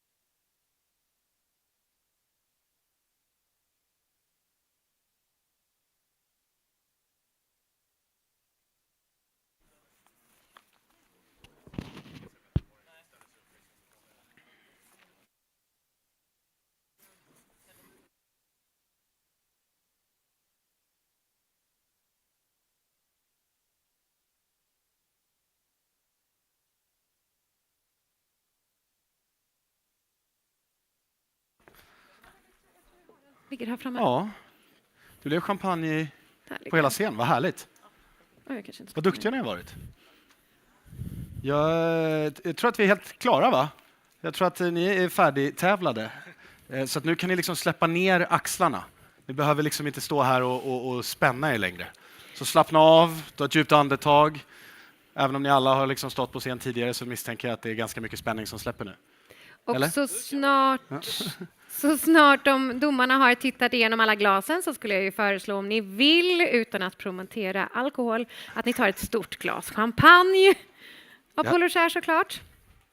Vi tänkte medans domarna tittar och bedömer det sista, räknar ihop poäng. Nu är det den här jobbiga väntan igen då, att vi ska ta reda på vem det är. Men vad jag har förstått så är domarna i ganska bra fas, så att de borde ha ett svar ungefär om 10 minuter. Så det är 1,5 timme. Nej, förhoppningsvis inte. Det är ungefär 10 minuter. Så vi tänkte att det kan väl vara lite kul att veta svaret på några av de frågorna som har ställts under dagen här. Både kanske för kandidater men också för er i publiken. Och då har vi tagit med oss expert Ellen upp på scen. Välkommen igen. Kanske kan få en gång den micken också. Nu tog vi en handmick där, tekniken, förlåt oss. Vi ändrar reglerna hela tiden. Hallå? Nu låter det som du hörs. Är jag med? Ja, snyggt. Kan inte du läsa upp lite det här rapid fire-grejen som var helt enkelt i de enskilda momenten? Jo, men exakt. Och här blir det ofta, som sagt, jag vet ju exakt hur det känns att stå på scen. Och man blir stressad. Och framförallt första frågan tror jag många kommer vara så här, ja, såklart. Det var ju då, vad heter den klassiska flaskan för vin jaune? Clavelin, eller Clavelin. Sen hade vi producenten av White Bones, White Stones. Den tror jag ni flesta var på med Catena Zapata. Vi hade vad AOC Lagiol var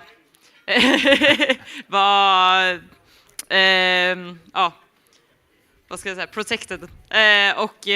Då tänker Lagiol alla vinöppnare, eller de flesta tänker vinöppnare, men det är ost. Vi har krydd, nu blir det svårt, man ska börja översätta allting till svenska.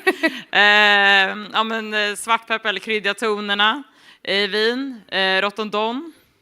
Vi hade en fråga om agaven i mescal, och det har att göra med att det är då en vild agave. Första appellationen i Frankrike, Chateauneuf de Pape, 1935. Nej, Arbois 1936. Ja, det är för olika sidor av året. Jag är ledsen, Emma. Förlåt. Vi hade 2 som satte Madeira. Bästa sättet att döda en Madeira, det är att dricka det.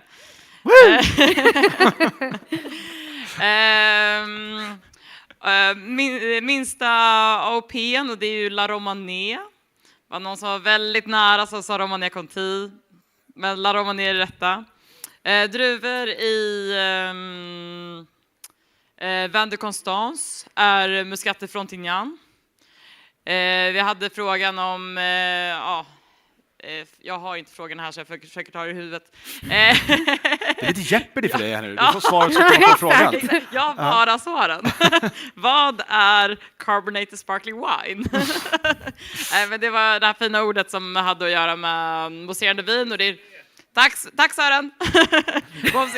Och det är då bara att man kolsyresätter vinet helt enkelt. Vi hade när man firar som vi sa, och det är 22 januari.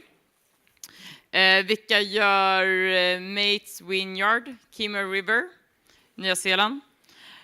Storlek på bourgognefat, 228 liter, den satte alla tror jag. Sen hade vi, det var en region i Portugal. Tack Sören, Carcavelos. Och de är då kända för att vara med, Sören.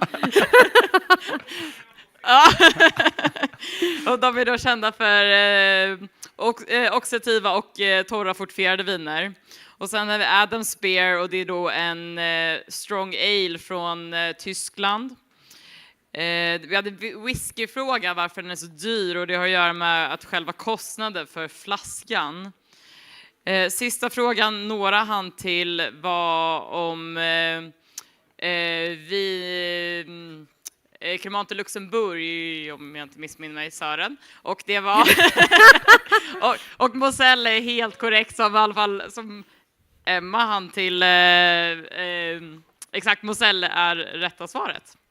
Det var de frågorna vi hann med. Det fanns några till, men vi håller dem till nästa års SM. Vi har några frågor kvar till nästa år. Ja, men exakt. Jag tänkte också att vi ska börja kika. Nu hade ju fantastiska Johan Nilsson gjort den här härliga bildspelet med massa olika hus etc. som man kan se. Kan inte vi få lägga på det bildspelet igen? Och så ska vi se om vi har den där knappen och peka vidare ifrån.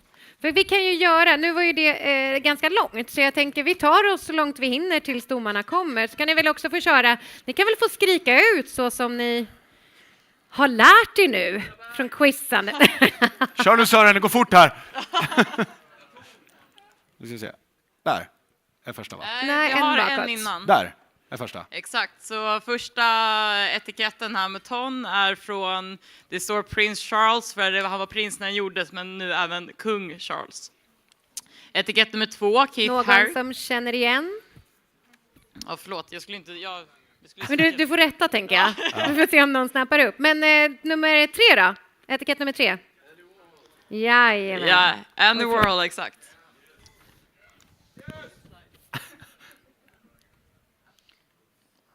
Är det någon som kan någon här?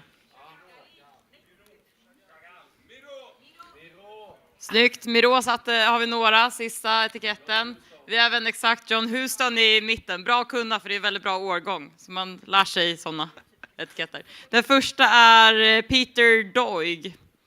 Kanske inte riktigt lika känd. Ursäkta om det är på fel utspråk. Här har vi... Är det någon som vet? Ja, exakt. Prager i Warschau. Nu vill jag ha bubbel. Ja, jag hörde Latour i alla fall från någon här nere, och det här är från deras second label, Le Force de Latour, men det är helt korrekt att det är Latour som är producenten. Snyggt. Erasuris. Opus One, kanske den enklaste för alla idag, följt av den här. Screaming Eagle. Snyggt, Trevaillon. Ja, Montes. Ja, exakt, då vi satt. Det är alltid lite svårt när man börjar få de här med vinklasen och någon lite sköld, men det är helt korrekt. Vincent om vi satt. Snyggt, Yves Coron. Den här satt jag och funderade på, men det var helt korrekt. Ebach, snyggt. Sind Umbrest.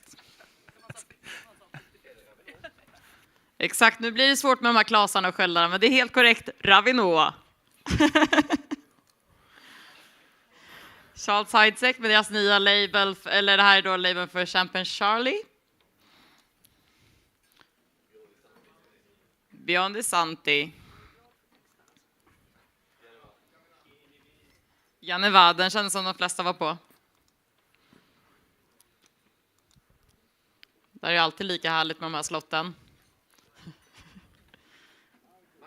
Margot, exakt. Chateau Margot. Nej, det är nästa faktiskt. Han tycker det är lite för modernt. Ja. Antinori. Där, om det är någon som vill hälsa på. Gästrummet ligger uppe till vänster. Peugeot Lalonde. Den här sa Sören en gång. Vi kan inte ha Marqués de Riscal, för den kan min dotter sätta. Men det är Marqués de Riscal.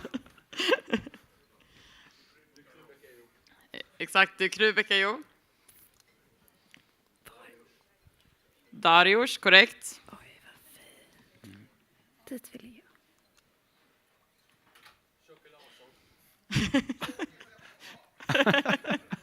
Ja, jag kommer inte läsa upp de här förslagen från lite längre bak i rummet, men det är helt korrekt. Andreas Larsson.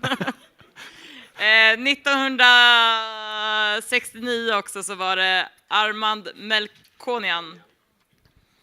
Det var alla slidesen där. Oj, bra jobbat. Bra. Du satte alla, eller? Snyggt. Ja, jag bara spika. Ja. Med facit i handen. Ja, men hörni, det är lite väntan kvar. Fyll på glasen. Så ses vi om en liten stund när de är klara. Jag tror också att det är väl fritt fram att plocka de här glasen här framme nu. Verkligen. Om det är någon som är lite sugen Ta ett glas champagne. på Lucia Magnum, så fram och ta ett glas. Skål! Ni kan också få gå av och mingla lite, så hämtar vi upp er sen när det är dags.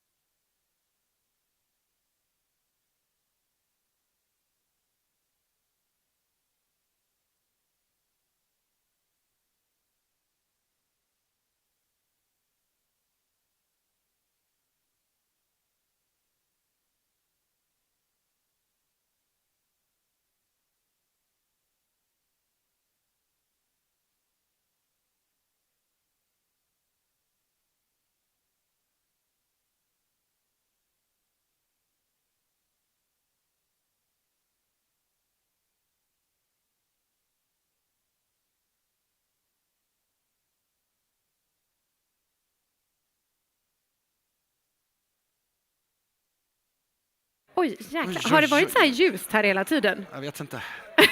Det känns inte så.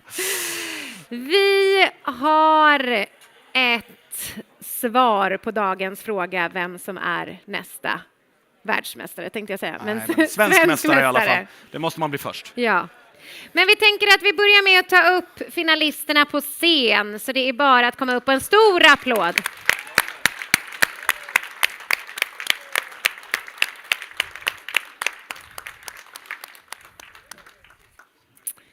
Ska vi se, vi känns som vi saknar någon. Ja, titta här. Ja, men där var du. Vad bra. Ja, men då kan ni få stå där och känna in känslan och vänta och njuta och mysa. Ja. Men hörni, för att få ihop en sån här dag så krävs det ju väldigt mycket människor. Så vi känner att vi vill tacka alla kandidater till att börja med. En stor applåd till alla som har tävlat.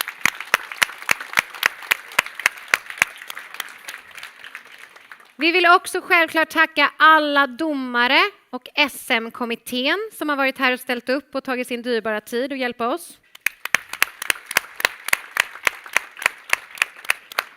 Vi har också haft möjlighet att prova jättemycket gott vin och pratat med massa spännande människor. Så alla utställare som har varit här hela dagen idag vill vi också naturligtvis tacka med en stor applåd.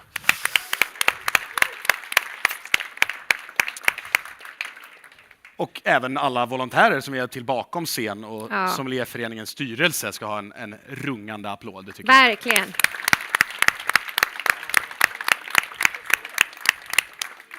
Men de som också gör det här möjligt är ju våra sponsorer. Så extra tack till dem. Verkligen. Och då har vi ju Temtech bland annat.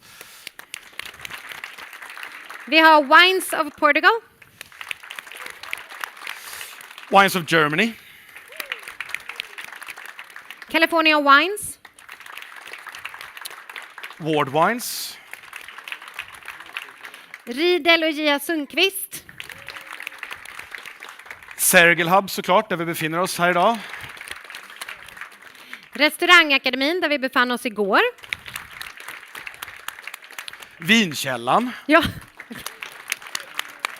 Och The Wine Hub som också har sponsrat med priser. Vatten har vi fått från San Pellegrino. Jajamän. Och även associerad medlem Star Wine List. Och har man ytterligare, känner man så här, men jag är sponsrad och blev inte nämnd, då går man till Janni. Så kommer hon ropa upp er alldeles strax när hon kommer upp på scen.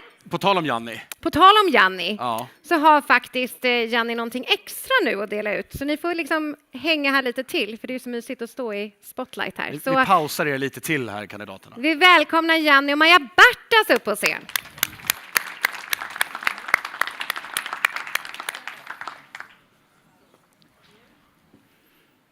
Och så får vi lite ljud alldeles strax på mick här. Kommer.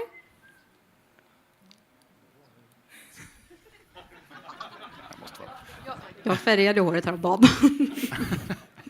Yes.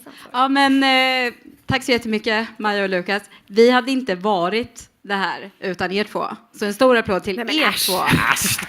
Tack. Ni gör det här 10 poäng. Ja, men det är ju så här att Vosa har ju klivit in i år som en partner till oss, vilket vi är otroligt tacksamma för. Och genom det så har vi fått möjligheten till att... Ja, vi har i höst, mellan den 10 och 17 september, så driver vi någonting i Kapstaden som heter Wines of South Africa Sommelier Symposium, vilket är då ungefär 50 sommelierer från hela världen som kommer att samlas på plats under en vecka för att lära sig mer om Sydafrika och få nätverka och så där med kollegor. Så vi har egentligen 3 platser som vi gör ihop med Svenska Sommelierföreningen. Så de 2 som kommer på de första 2 platserna här kommer att få varsin plats till det här. Jag hoppas att ni kan åka. Det finns tyvärr ingen möjlighet att byta dag så att säga. Så man får helt enkelt ta sig ledigt eller vidarebefordra den här resan till en annan yrkesverksam sommelier, ska tilläggas. Och sen så har vi ett stipendium som vi ska dela ut nu till en person som inte vet om att de ska få det här stipendiet.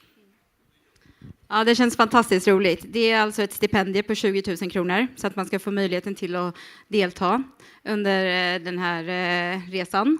Och argumentationen egentligen, eller motiveringen till att vi har valt just den här personen, det är många olika orsaker, men det är en person som är influerande, han är inspirerande och han är också väldigt snart, om jag slår mina fingrar ihop, en Master of Wine.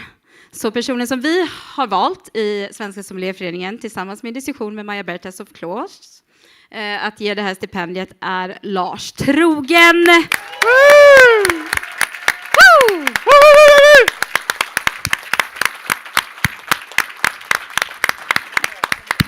Jag ska ju tillägga då att Lars tillsammans med Anna Rönngren har ju skrivit de teoretiska proven både under kvartsfinalen och semifinalen. Han har varit en stor support till mig under utformandet av Svenska Mästerskapen 2023, 2022, 2021 och jag kan fortsätta där. Han har varit en mentor i många år när vi har jobbat tillsammans, så att det här är fantastiskt roligt att du har fått det här stipendiet. Varsågod. Tack. Nej men alltså, wow. Här har man liksom gått runt och sommelierat lite och så får man göra något sånt här. Jag är otroligt tacksam.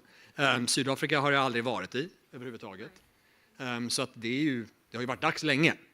Men nej, jag vet inte vad jag ska säga. Tack snälla. Jag rensar kalendern. Det kommer vara lugnt. Jag kommer kunna åka. Tack så hemskt mycket.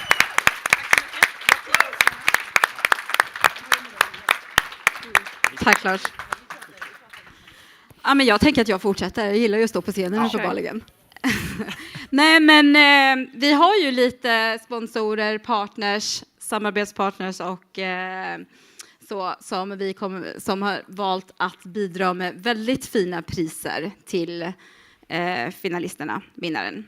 Så först och främst så går ju vinnaren hem med en vinkyl, en Copenhagen, sån här 2-zoners som är värd 35 000 kronor. Om man redan känner nu att man inte behöver ha en vinkyl hemma så kan jag ta den. Alltså, gärna. Ja, du också. Ja. Den kan stå i sommarhuset där. Ja. Man får även resa med Wines of Germany. Någon kommer få resa med The Wines of Portugal. Paul Roger bidrar med fantastiskt fina flaskor champagne. Vi har Gerard Bertrand. Vi har Symington. Och sen då den här resan till Sydafrika, 1:an och 2:an. Vinkällan bidrar med fantastiskt fint pris till 1:an och 2:an. Men jag tänker att Fredrik kan väl berätta lite om en resa som man kommer få göra. Varsågod. Herregud, det måste vara året där man får flest resor, tror jag. Det är helt otroligt. Jag tror inte vi har snackat ihop oss alla som ger resor till. Hur ska ni hinna? Och vi får se om ni får in i kalendern också att 1:an, 2:an, 3:an kommer vi skicka till Gerard Bertrand 2-4 juni på en festival som de kallar för SomArt. Där det är ett gäng sommelierer runt om hela världen som samlas och det är masterclasses, det är seminarium och massa härliga viner såklart. Ja, stort tack till alla sponsorer. Sen så får vi ju inte glömma att vinnaren främst av allt får behålla den här i ett år. Det är ju typ det viktigaste av allt.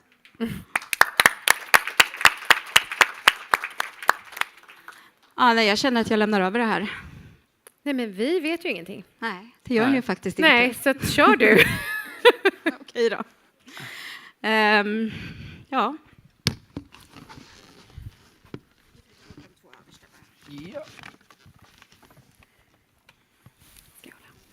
Absolut. Så att inte alla ser. Jag ska bara ge 3:an först. Inte den, inte den. Det här är alltså ett trick som Janne och Maja har tränat på jättelänge. Som ni ser. Så, har du koll nu eller? Ja. Okej. Yes, sorry. Ja, men jag tänker att vi börjar med tredjeplatsen. Och eftersom att vi har haft 4 stycken finalister i finalen så är det ju fortfarande bara, det är ju 4 placeringar men det är 3 stycken pallplatser. Och tredjeplatsen går till Elliot Björkman.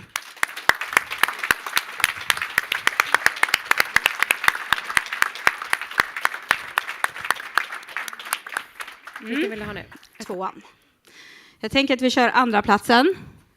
Och stort grattis till andra platsen, Albert Wendesten.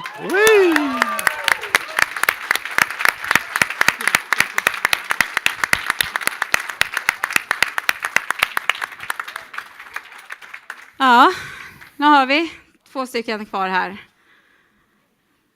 Hur känns det? Nerven utanpå eller inuti? Nej, men vi ska inte hålla på det där. Jag tänker att vi säger stort grattis till svensk mästare i sommelier-SM 2023, Emma Sieman.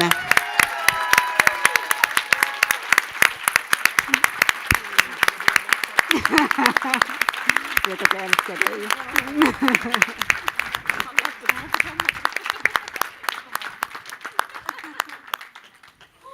Ja, men stort grattis till alla 4 och jättebra jobbat Martin Mårtensen. En stor applåd. Jag vill säga något. Emma, vill du säga någonting? Normalt sett kan man väl inte få mig att sluta prata, men jag är jätteberörd av det här. Jag har så mycket adrenalin i kroppen just nu. Stort tack. Alltså jag är så sjukt ödmjuk för att få behålla den här hemska pjäsen ett år till. Jag lämnade en plats på hyllan hemma och jag kände liksom att nej, jag är jätteglad. Jätteglad. Det är fortfarande lika kul. Alltså det här var 9:e året jag tävlar i SM. Och 3:e gången svensk mästare. Fan, det är kul. Tack. Det finns ju en sak man måste göra. Tyvärr. Någon har ju torkat av den. Den var inte så här snygg när jag lämnade den.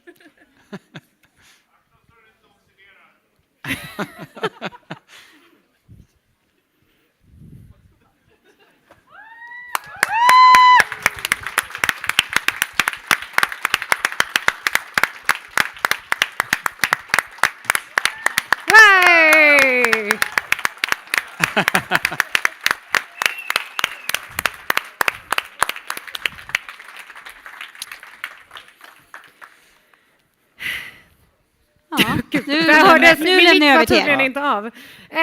Alltså vi är ju klara. Jag har checkat ut. Så att hörni, tusen tack för idag. Bra jobbat alla. Bra tålamod. Nu blir champagne. Ja, nu blir champagne och så syns vi igen nästa år. Här i alla fall. Ja. Tack Lukas. Tack Maja. Ja, kul. Var är bubblet?